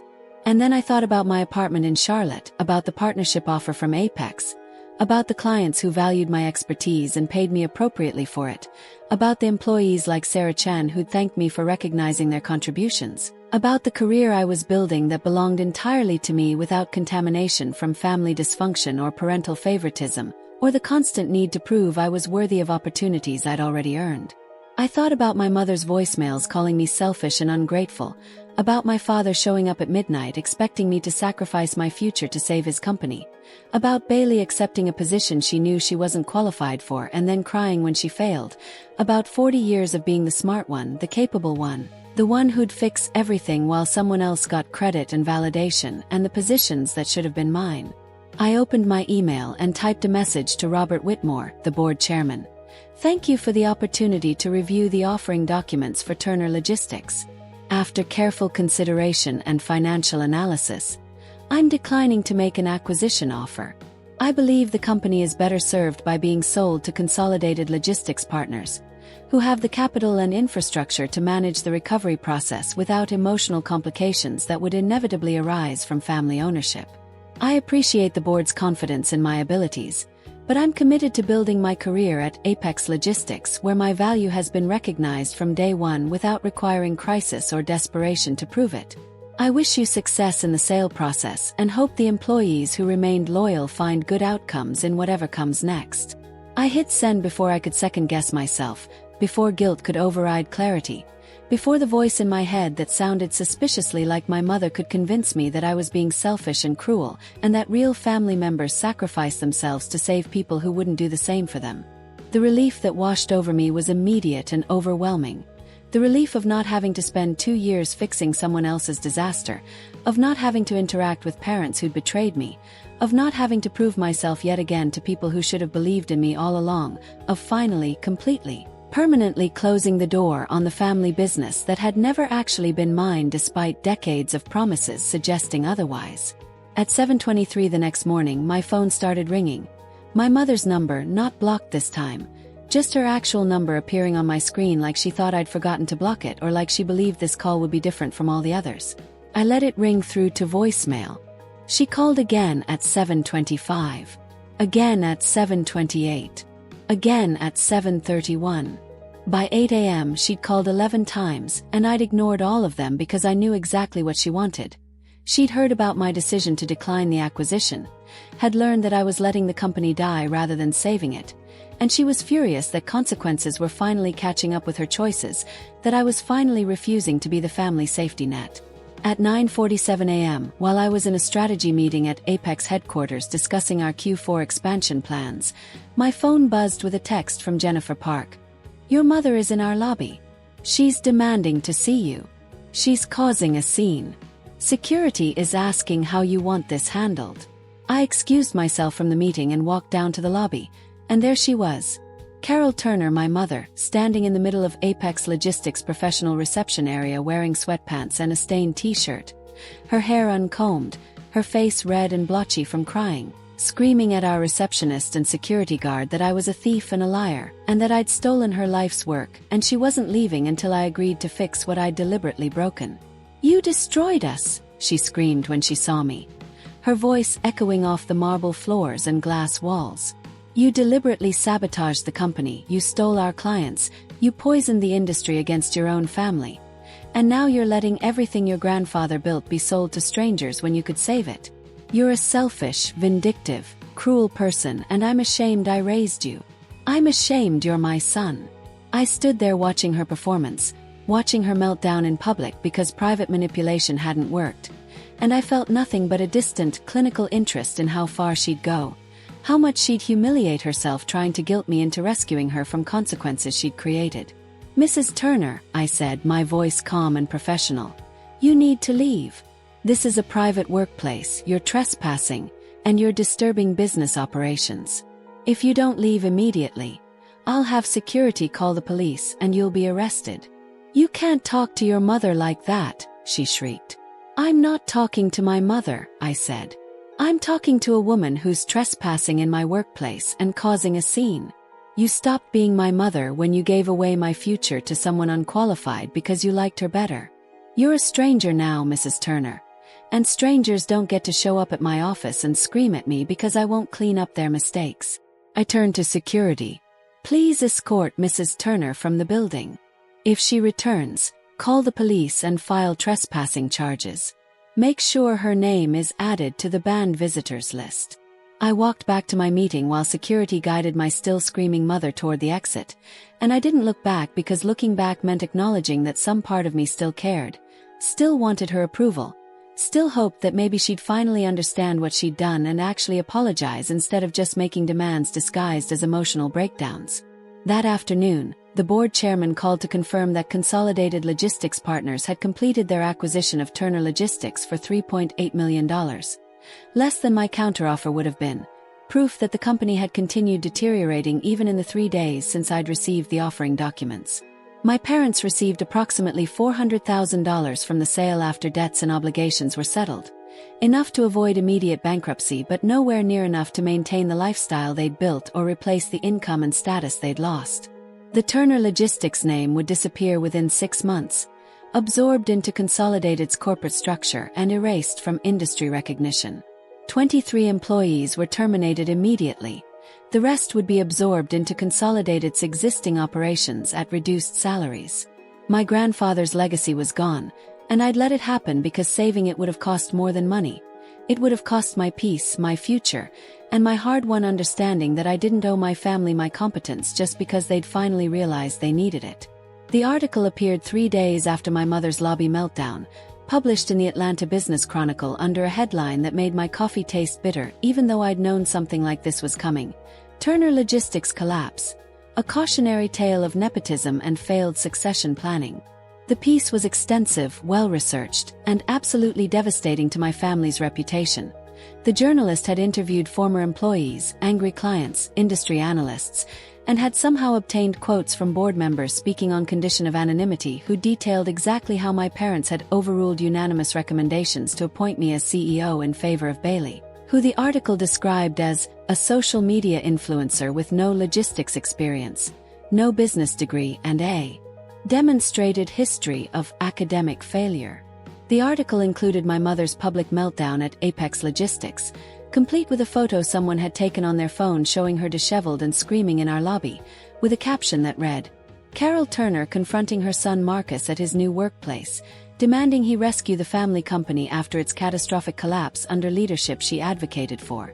It included financial data showing the 35% revenue loss in 2 months, the employee exodus, the client defections. It included quotes from David Chan at Consolidated Freight saying, "We worked with Turner Logistics for 8 years because of their operational competence, primarily driven by Marcus Turner's expertise. When he left and leadership transitioned to someone without relevant experience, service quality deteriorated immediately and dramatically. Our decision to terminate the contract wasn't personal. It was purely about operational reliability." The article's conclusion was particularly brutal. The Turner Logistics collapse represents a textbook case of how family business succession planning fails when emotion overrides qualification, when parental favoritism supersedes merit-based decision-making, and when leadership roles are treated as gifts to distribute rather than positions requiring demonstrated expertise. Marcus Turner, who spent 4 years preparing to lead the company and was rejected in favor of his less qualified sister, has thrived at Apex Logistics, generating significant growth and building a reputation as one of the Southeast's most competent logistics operations directors. Meanwhile, the company that rejected him has been sold at distressed prices, its 40-year legacy erased, and its founders facing financial hardship after betting everything on charisma over competence. The business community should take note. Nepotism is expensive, and the cost is sometimes bankruptcy. I read that article 3 times, and each time I felt a complicated mixture of vindication, guilt, and the uncomfortable realization that my family's public humiliation was now permanent internet record, searchable by anyone who Googled their names, immortalized in business journalism as a cautionary tale about what not to do in succession planning. My phone started ringing at 6:47 a.m. before I'd even finished my first cup of coffee.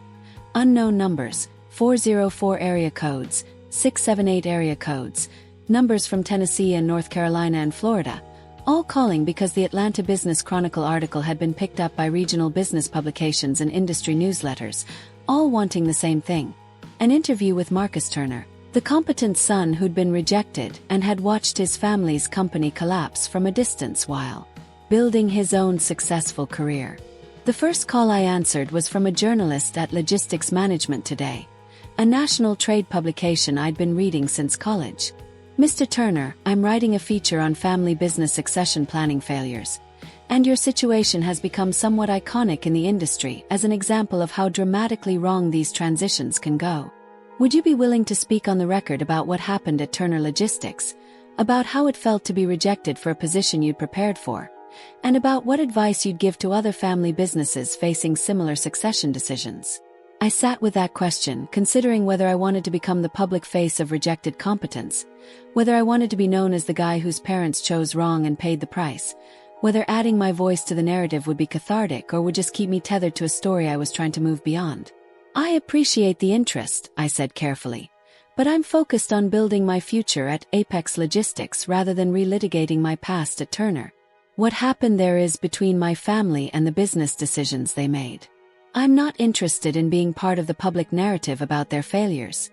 I'm interested in being recognized for my own successes." "That's an admirably diplomatic response," the journalist said. "But I should tell you that your parents have been giving interviews. Your mother spoke to 3 different publications yesterday, and she's telling a very different story. She's claiming you sabotaged the company out of spite, that you deliberately poisoned client relationships, that you refused to help when they begged you because your pride was hurt. She's positioning herself and your father as victims of a vindictive son rather than as architects of their own disaster. If you don't provide your perspective, their version becomes the dominant narrative." I closed my eyes, recognizing the pattern.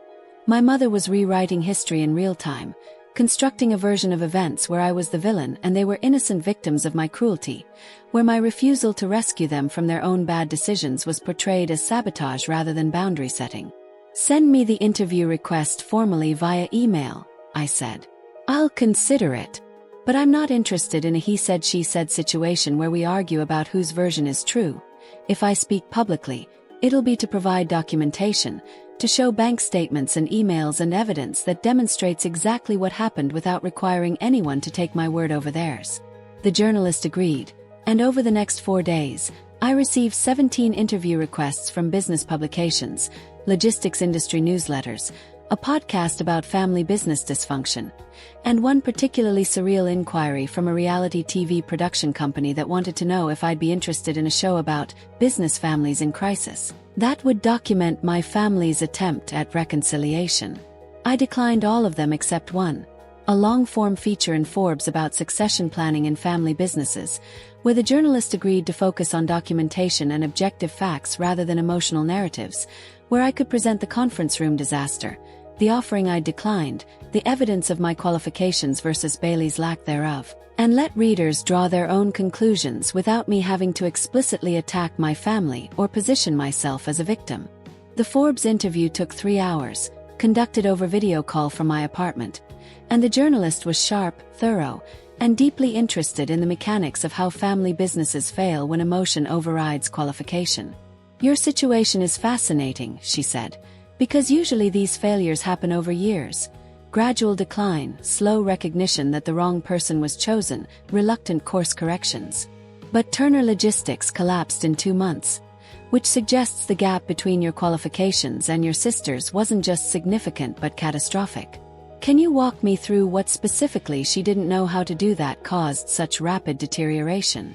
I pulled up my vulnerability spreadsheet, the one I'd created right after walking out of that conference room, and I walked her through every category of knowledge Bailey lacked: routing optimization, contract negotiation, carrier relationship management, crisis resolution, financial analysis, operational systems, employee management. I showed her specific examples of decisions Bailey had made that seemed logical on the surface but had devastating second-order effects because she didn't understand how logistic systems interact, how changing one variable cascades through the entire operation. She optimized routes based on mileage without considering carrier relationships, contract terms, and seasonal capacity constraints, I explained. So she'd route a shipment through a carrier who looked cheaper on paper but who we didn't have established credit terms with, which meant payment disputes, delayed pickups, and ultimately more expensive emergency solutions when things went wrong. She didn't understand that logistics optimization isn't about finding the shortest path on a map. It's about managing complex relationships, understanding contract nuances, and having the experience to predict second-order consequences before they materialize. The journalist was taking notes rapidly, and I could see her recognizing that this wasn't just a story about hurt feelings or family dysfunction. This was a genuine case study in what happens when technical expertise is dismissed as less valuable than interpersonal charisma, when complex operations are handed to someone who doesn't understand the difference between looking competent and being competent. Your parents are telling media outlets that you refused to help because you were bitter about not getting the CEO position, she said. They're claiming you could have prevented the collapse but chose not to out of spite. How do you respond to that characterization? I pulled up the email chain with my father, the one where I'd offered consulting services at $500 per hour and he'd rejected it as extortion. I pulled up the voicemails from my mother, the ones cycling through manipulation tactics. I pulled up Patricia Chen's email detailing the board's desperate attempts to convince my parents that Bailey needed to be replaced. I wasn't refusing to help out of spite, I said, showing her the documentation. I was refusing to provide free expertise to people who demonstrated they didn't value that expertise enough to compensate it appropriately. My father called it extortion when I named a market rate for consulting. But the real question isn't why I refused to work for free. The real question is why they thought I owed them free labor after they'd rejected me, after they'd given my position to someone unqualified, after they'd made clear that my value to them was as a problem solver to deploy in emergencies rather than as a leader worthy of authority and recognition. The Forbes article published 2 weeks later under the headline, "When Competence is Rejected: The $8 million Cost of Choosing Charisma Over Capability." It was fair, balanced, heavily documented, and it positioned my family's failure not as a personal drama but as a business lesson about the importance of merit-based succession planning. The article went viral in business circles, was shared thousands of times on LinkedIn, and generated a comment section full of people sharing their own stories of being rejected by family businesses in favor of less qualified siblings, of watching nepotism destroy companies, of having to choose between sacrificing their futures to save people who didn't value them or walking away and building something better independently. I became, somewhat uncomfortably, a minor celebrity in business circles, the guy who'd been rejected and had thrived anyway, proof that you could survive family betrayal and build something better, that competence eventually wins even when nepotism temporarily prevails. I received dozens of LinkedIn messages from other rejected competent children, thanking me for speaking publicly, for validating their experiences, for demonstrating that walking away wasn't failure but sometimes the healthiest response to dysfunction disguised as family loyalty. But the attention came with costs I hadn't anticipated. 3 days after the Forbes article published, I received a call from a number I recognized. My Uncle Stephen, my father's brother, someone I hadn't spoken to in 5 years but who'd always been the reasonable one in the family, the one who'd built his own successful construction company and had occasionally defended me when family gatherings devolved into conversations about how Bailey just needed more support and opportunities.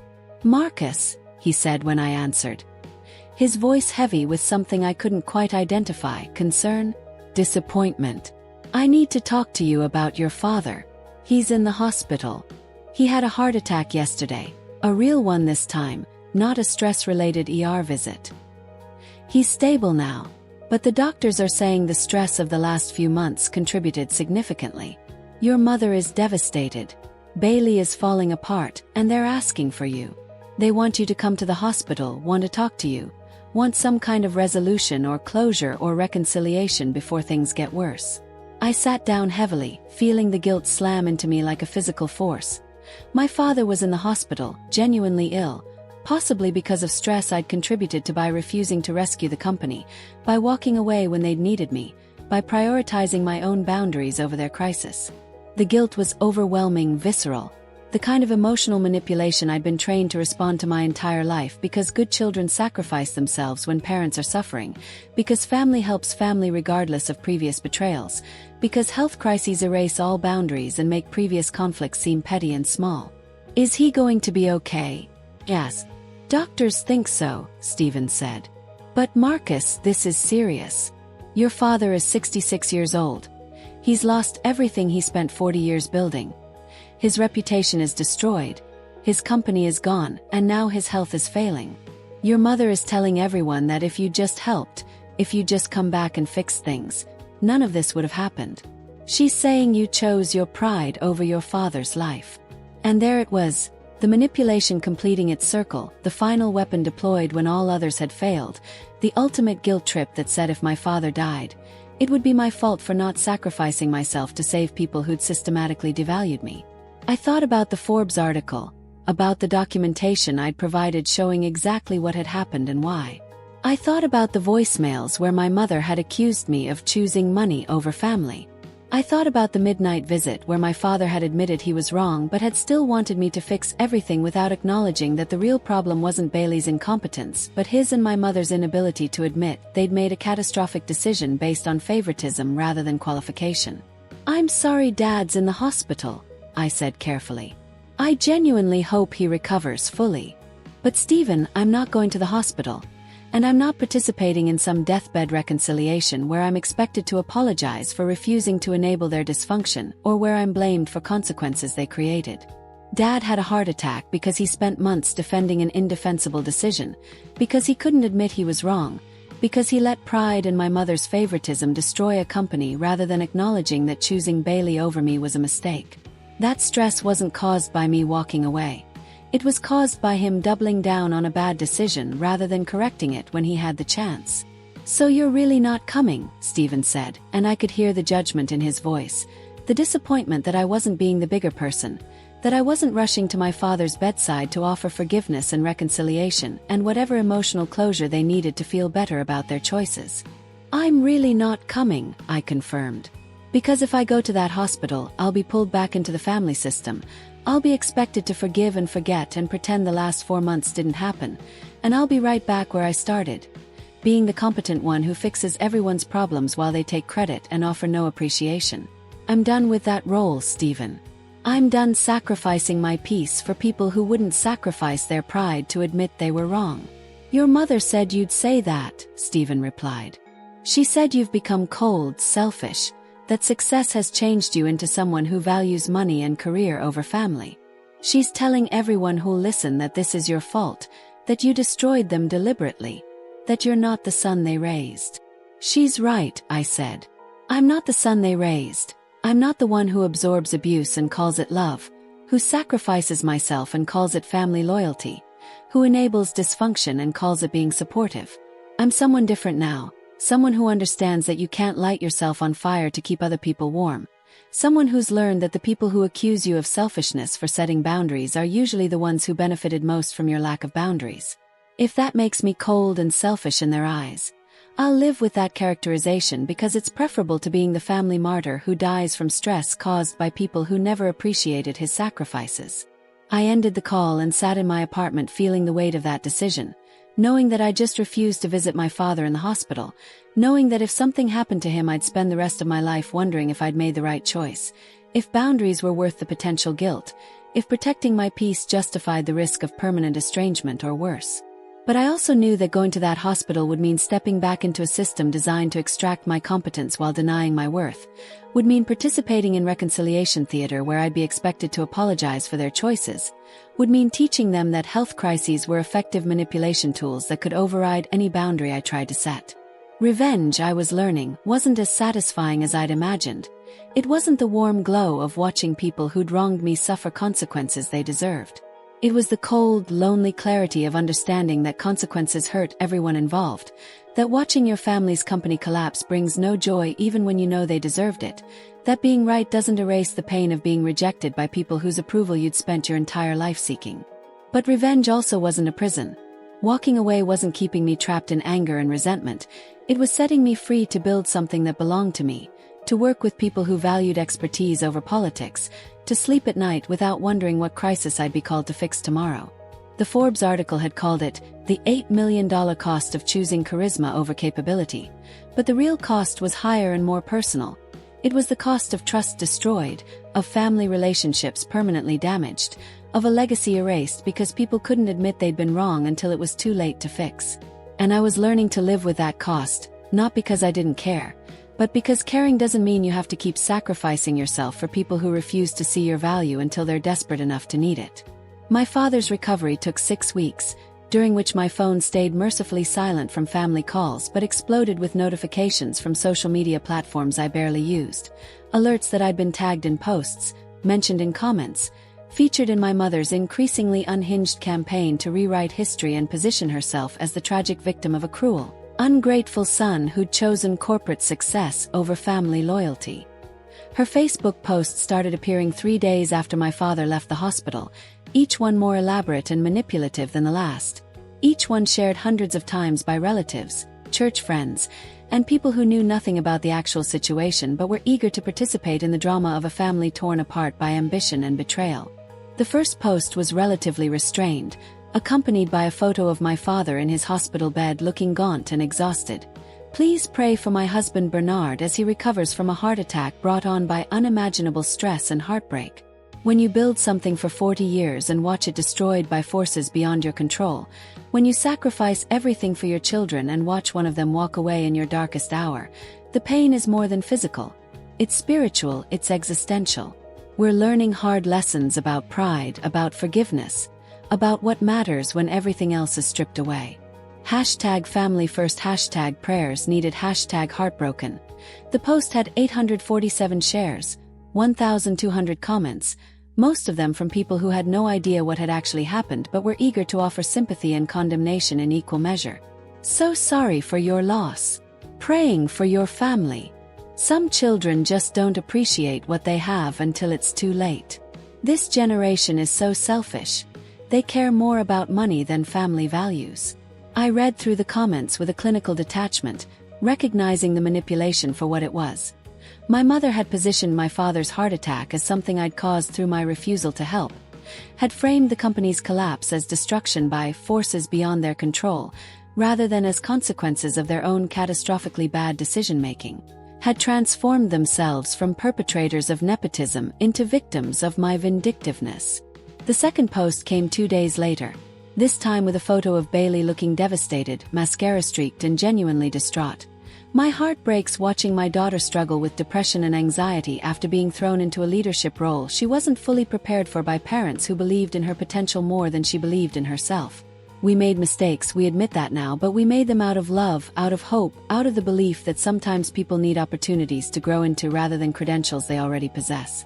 Bailey tried her best, worked 18-hour days, sacrificed her health and happiness trying to live up to expectations that were perhaps unfair. And when she struggled, when she needed help and support and grace, her own brother watched from a distance and let her fail rather than stepping in to teach her, guide her, help her succeed. What kind of family abandons each other like that? What kind of brother watches his sister drown and refuses to throw a lifeline because his pride was hurt? #family is everything #heartbroken #lessons learned. This post had even more engagement.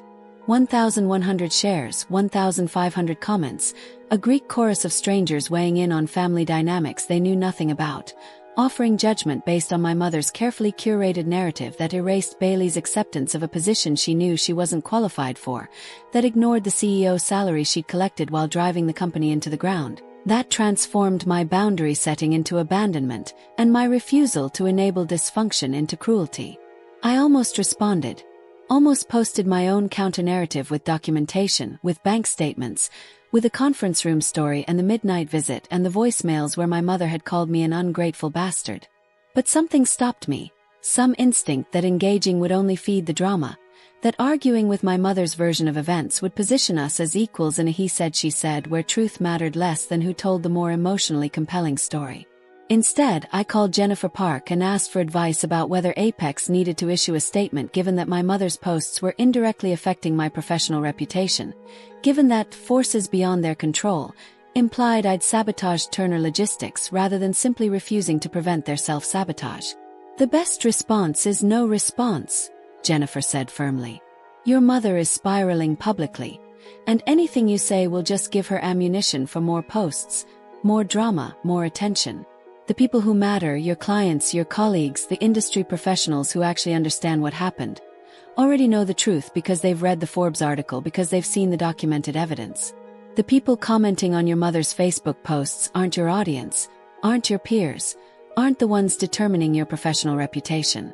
Let her vent to strangers on the internet while you focus on building success that's so undeniable it makes her narrative obviously false without you having to say a word. It was good advice, practical advice, but it was also incredibly difficult to follow when my phone kept buzzing with notifications, when distant relatives I hadn't spoken to in years were sending messages asking, "Is this true? Did you really abandon your family?" When former high school classmates were commenting on my mother's post saying, "I always thought Marcus was arrogant. This doesn't surprise me at all." The pressure to defend myself, to correct the record, to fight back against a narrative that was factually wrong was overwhelming, visceral. The same instinct that had driven me to create spreadsheets and documentation and evidence, because surely if people just saw the facts, they'd understand, they'd recognize who was actually at fault, they'd validate that I'd been wronged and was justified in walking away. But then something unexpected happened that changed the entire dynamic of my mother's social media campaign. Former Turner Logistics employees started speaking publicly, not to defend me explicitly but to share their own experiences of what had actually happened inside the company, to provide context my mother's posts had deliberately omitted, to tell the truth from perspectives she couldn't control or manipulate. The first post came from Sarah Mitchell, a logistics coordinator who'd worked at Turner for 12 years and had been one of the casualties when Consolidated laid off most of the staff after the acquisition. "I've been silent about what happened at Turner Logistics because I needed the severance package and didn't want to burn bridges, but watching Carol Turner's Facebook posts rewrite history is too much to stay quiet about. Marcus Turner didn't destroy that company. His parents did when they gave CEO authority to someone who had no idea how logistics works, who made decisions that created operational disasters we spent 18-hour days trying to fix, who responded to crisis situations with motivational speeches instead of solutions. Marcus had been the de facto operational leader for years during his internships and visits home. He's the one who'd stay up all night rerouting shipments when weather delayed trucks, who'd negotiate with angry clients when deliveries went wrong, who'd train new employees on systems his father didn't fully understand. When he graduated, we all assumed he'd be CEO. When they announced Bailey instead, half the office thought it was a joke. She was sweet, she was friendly, but she couldn't tell you the difference between a bill of lading and a customs declaration. Marcus didn't sabotage the company. He just stopped fixing problems for free after they made clear they didn't value his expertise enough to actually hire him in a role that matched his qualifications. Everything that collapsed was going to collapse anyway. He was just the only one holding it together. And when he left, reality caught up with decisions that had always been terrible but were masked by his competence. #Turner Logistics, #the real story. Sarah's post was shared by 6 other former Turner employees within hours, each one adding their own stories, their own perspectives, their own documentation of what had actually happened inside the company during Bailey's disastrous tenure. David Park, a warehouse coordinator, posted, "I worked at Turner Logistics for 8 years and quit 3 weeks after Bailey became CEO because I couldn't watch her destroy what we'd built. She held a meeting where she told us we needed to manifest abundance and align our chakras with company goals, when what we actually needed was someone who understood that freight logistics is about execution, not inspiration." Marcus was the only member of that family who actually understood operations, and they rejected him because his sister had better Instagram engagement. That's not a family tragedy. That's a business failure caused by terrible judgment. And Marcus was right to walk away rather than spend his career cleaning up disasters created by nepotism. Jennifer Chen, a former account manager, added her own story. "Carol Turner is portraying Bailey as a victim who was thrown into the CEO role, but that's not what happened. Bailey wanted that position, she lobbied for it, told her parents she could do it, convinced them that Marcus was too technical, and that the company needed fresh energy.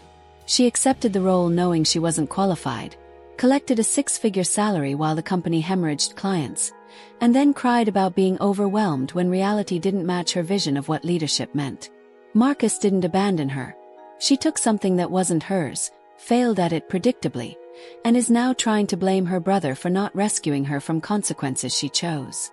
The employee testimonials kept coming, a cascade of truth from people who'd actually witnessed what happened, who'd lived through Bailey's incompetent leadership, who'd watched my parents defend her failures while the company collapsed around them. My mother's Facebook narrative was being systematically dismantled by people she couldn't control, by voices she couldn't silence, by employees who had no loyalty to the Turner family and every reason to tell the truth about what they'd experienced. The comment sections under my mother's post shifted dramatically. Where before it had been unanimous sympathy and condemnation of me, now there were debates, questions, people asking, why are all these former employees saying something different? And is there another side to this story?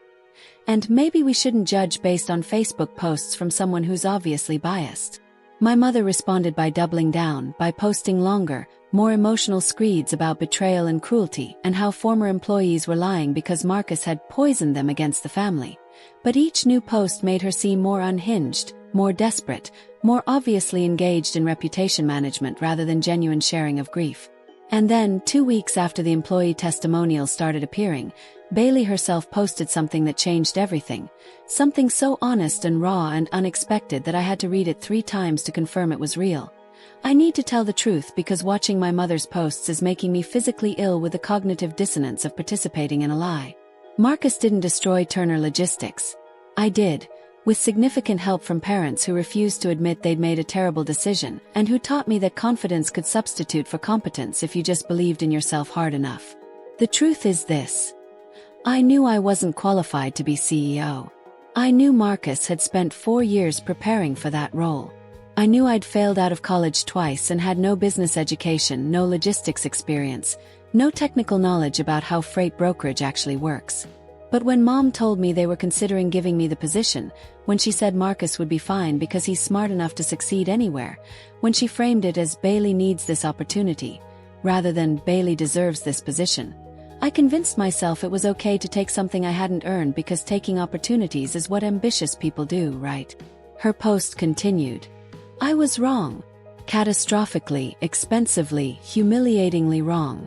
I spent 2 months as CEO pretending I understood things I didn't, making decisions based on what sounded good rather than what would actually work, relying on charisma and confidence to mask the fact that I had no idea what I was doing.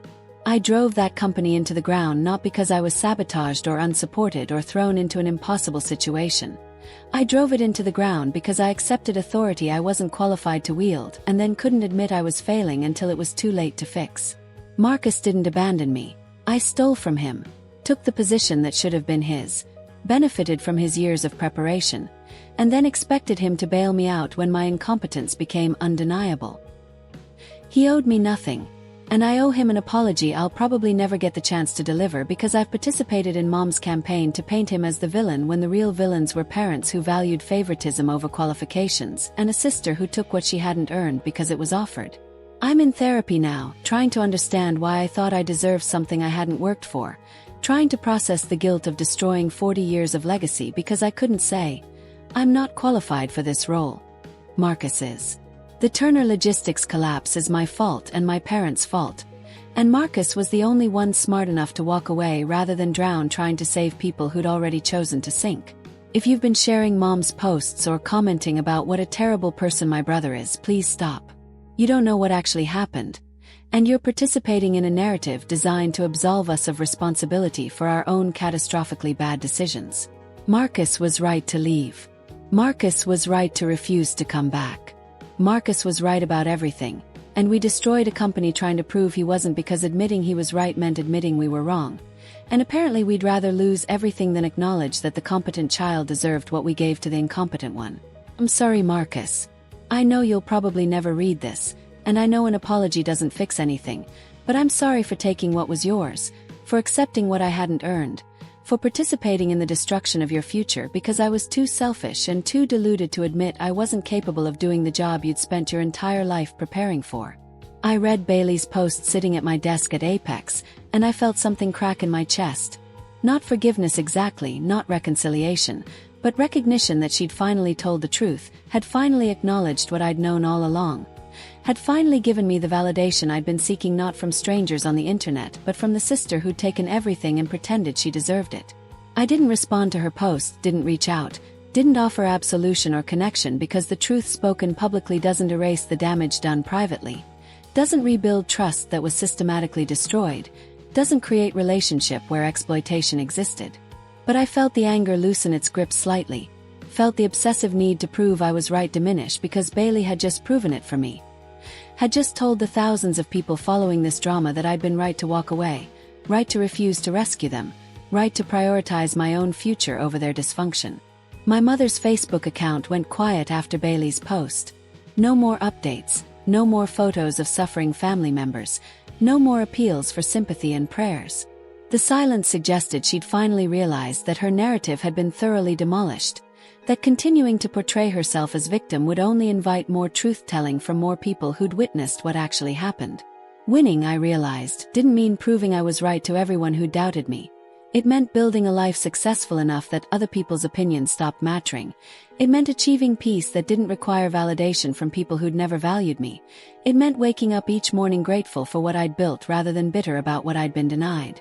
3 months after Bailey's truth-telling post, I accepted Apex's partnership offer, became one of the youngest equity partners in the company's history, and led the acquisition of 2 smaller logistics firms that we integrated into our operations using the expertise I'd developed and the relationships I'd built over years of being told I was too technical, too analytical, too focused on systems rather than people.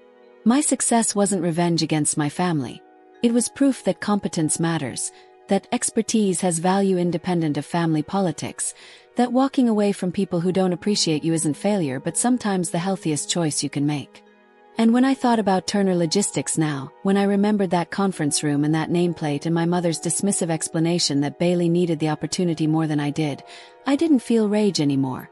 I felt gratitude that they'd shown me who they were clearly enough that I couldn't keep pretending, couldn't keep hoping, couldn't keep sacrificing myself for people who'd never actually valued my sacrifices. Part 9. 1,500 words.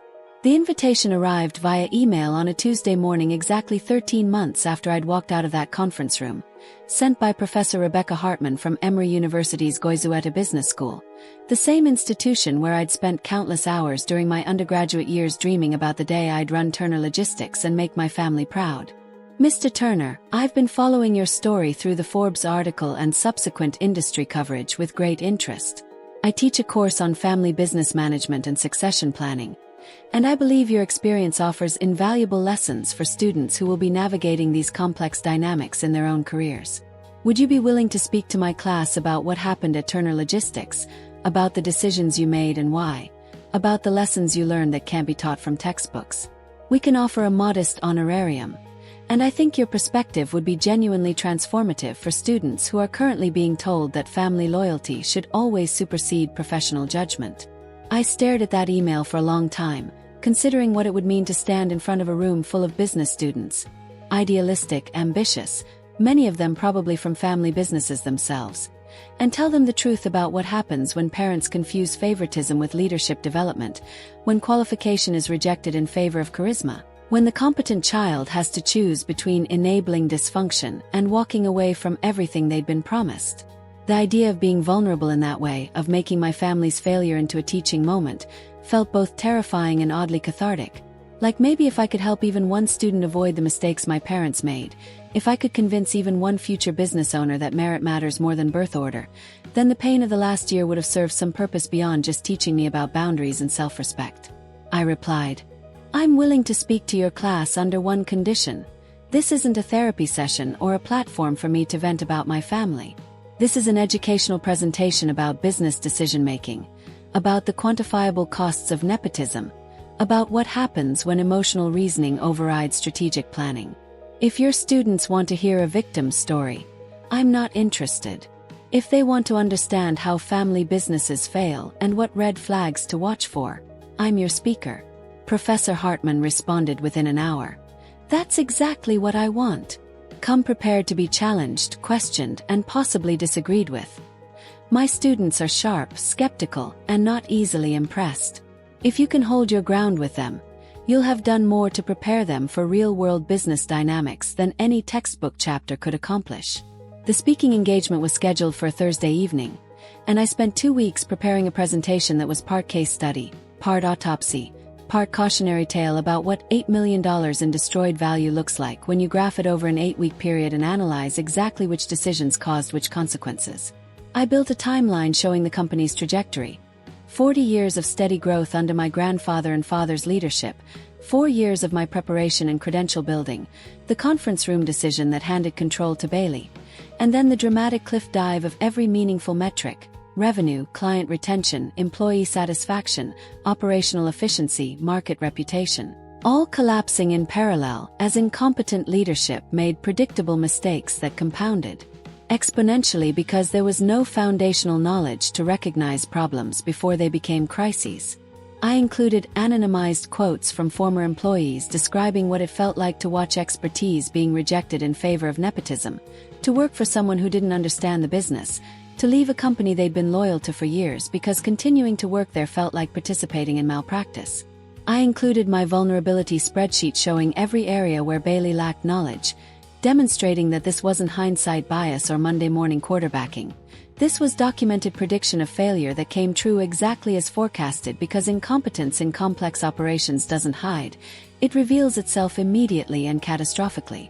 And I included the ending. My success at Apex Logistics, the 48% growth I'd generated, the partnership I'd earned, the career I'd built that belonged entirely to me without contamination from family dysfunction, proving that being rejected by people who don't recognize your value isn't the end of your story. It's sometimes the beginning of a better one. The evening of the presentation, I walked into a lecture hall containing approximately 80 students, most of them in their early 20s, all of them looking at me with that mixture of curiosity and skepticism that comes from being told they're about to hear something important but not yet being convinced it'll be worth their attention. Professor Hartman introduced me briefly. Marcus Turner graduated from this business school 4 years ago with plans to run his family's logistics company. Instead, he watched that company collapse under incompetent leadership while he built a successful career elsewhere. He's here to tell you why that happened, what it cost, and what lessons you should take away if you're planning to work in family business environments. Listen carefully. This is the kind of education you can't get from textbooks. I stood at the podium, pulled up my first slide showing Turner Logistics revenue over 40 years with a cliff dive at the end clearly visible, and I began. 13 months ago, I walked into a conference room expecting to begin my career as CEO of a $12 million logistics company my family had promised me since I was 8 years old. Instead, I walked out unemployed, rejected in favor of my sister who had no degree, no business training, no logistics experience, and a demonstrated history of academic failure. 2 months later, that company had lost 35% of its revenue. 6 months later, it was sold at bankruptcy prices and ceased to exist as an independent entity. Today, I'm an equity partner at Apex Logistics, earning more than my father ever made, working with people who value expertise over family politics. This is the story of how that happened, and more importantly, this is the story of why competence matters, why nepotism is expensive, and why sometimes the healthiest business decision is recognizing when you're in a system that will never value you appropriately and building something better instead of trying to fix something fundamentally broken. I walked them through the timeline, through the decision-making process that led my parents to choose Bailey, through the operational disasters that followed, through my choice to walk away rather than enable their dysfunction, through the consequences that rippled through an entire company affecting dozens of families who lost jobs because leadership prioritized feelings over qualifications. The students were silent, attentive, and I could see some of them taking notes while others were clearly processing their own family business situations, their own experiences of watching competence be rejected in favor of nepotism, their own fears about whether they'd be valued for expertise or dismissed for not being the favorite child. When I finished the presentation, Professor Hartman opened the floor for questions, and hands shot up immediately. These students had opinions, experiences, challenges they wanted to discuss. The first question came from a young woman in the third row. You said walking away was the healthiest business decision, but didn't you have an obligation to the employees who lost their jobs when the company collapsed? Couldn't you have prevented that suffering by coming back and fixing things even if your parents didn't deserve your help? It was the question I'd been asking myself for 13 months, the guilt that crept in during quiet moments, the voice that sounded suspiciously like my mother asking how I could live with myself knowing people had suffered because I'd prioritized my boundaries over their livelihoods. I understand that perspective, I said carefully, and I've struggled with that guilt extensively. But here's what I've learned. I wasn't responsible for those employees. My parents were, as the owners and decision-makers who created the crisis. If I'd come back and fixed things, I'd have been teaching them that incompetent leadership can make disastrous decisions without consequences because competent people will always bail them out. I'd have been enabling a system where expertise is only valued in emergencies, where qualified people are expected to sacrifice themselves to save unqualified people from their own mistakes. Those employees deserved better leadership, absolutely. But the solution wasn't me rescuing them. The solution was my parents making better decisions in the first place. And when they refused to do that, the consequences were theirs to own, not mine to prevent. A young man in the back raised his hand. But you're their son. Doesn't that create obligations that go beyond normal business relationships? Doesn't family mean sometimes you do things that aren't in your best interest because you love people and want to help them? Family should mean mutual respect, mutual support, and mutual recognition of each other's value, I replied. What I experienced wasn't family.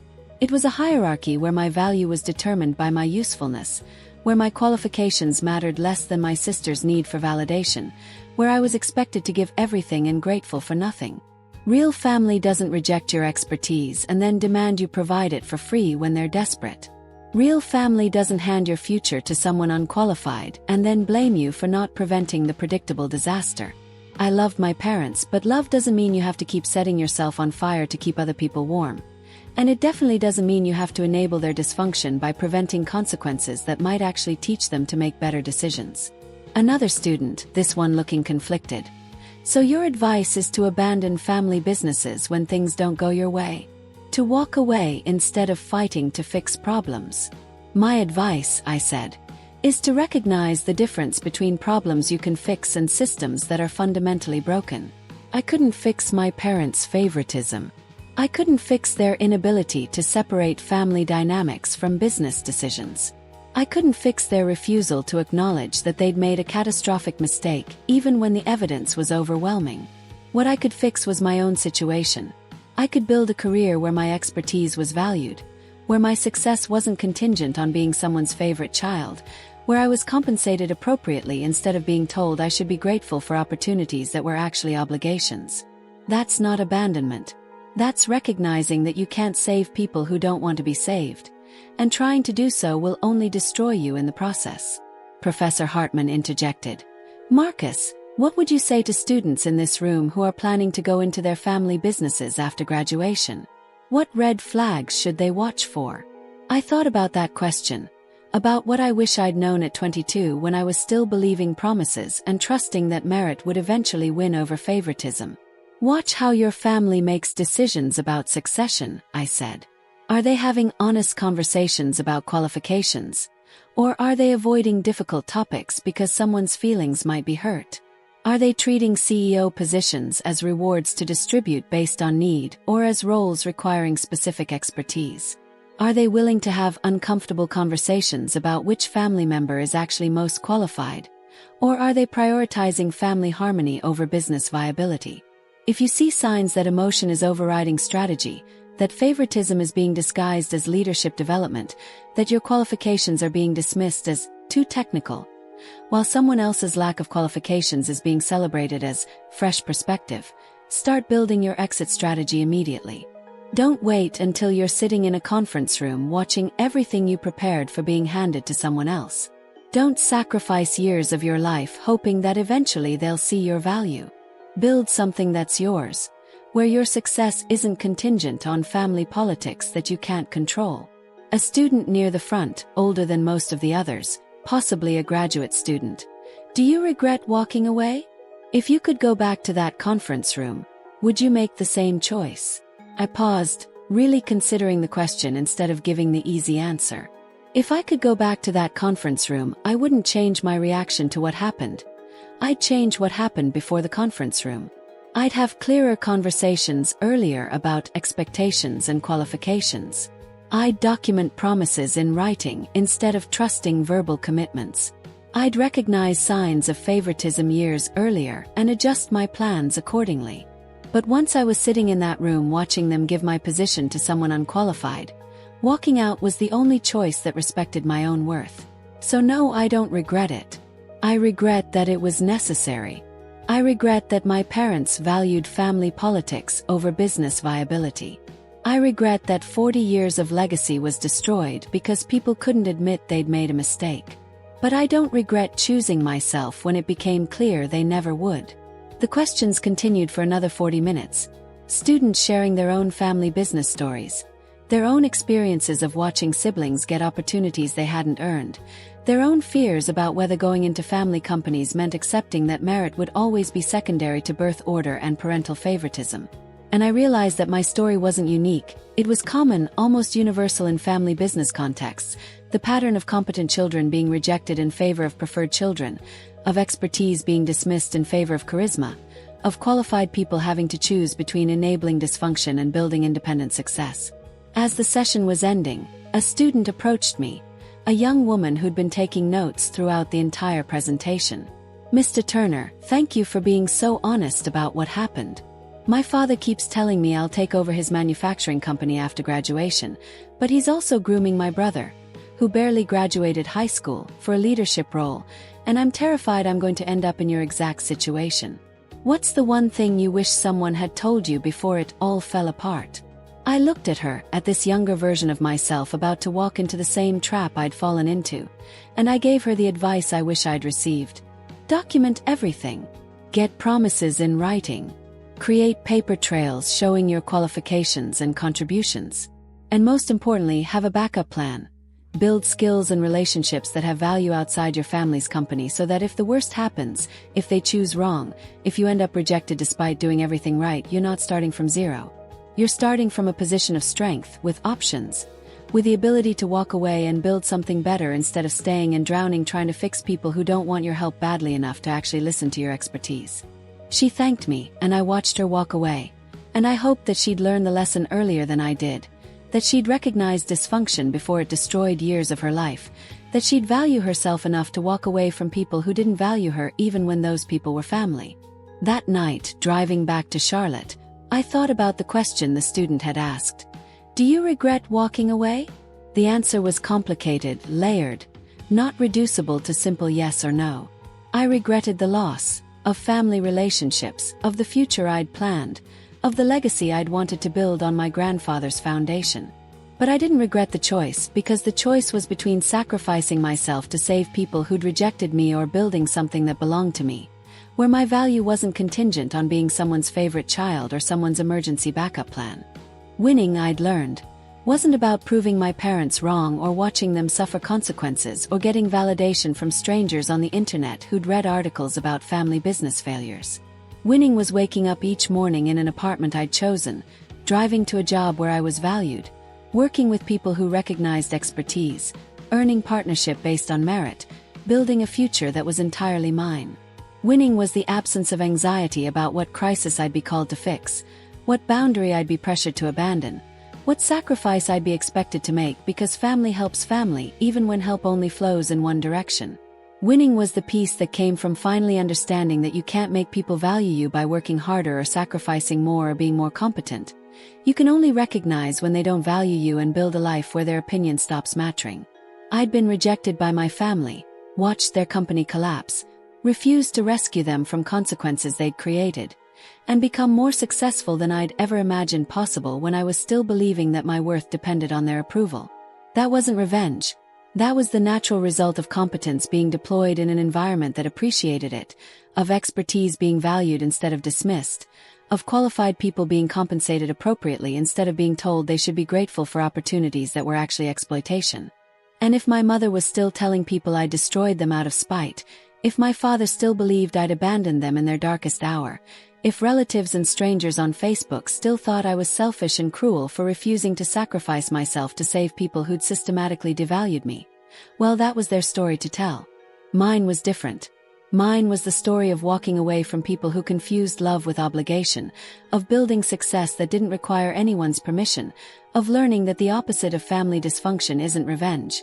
It's freedom, peace, and the quiet satisfaction of knowing that you chose yourself when no one else would. 13 months after walking out of that conference room, I wasn't angry anymore. I wasn't bitter.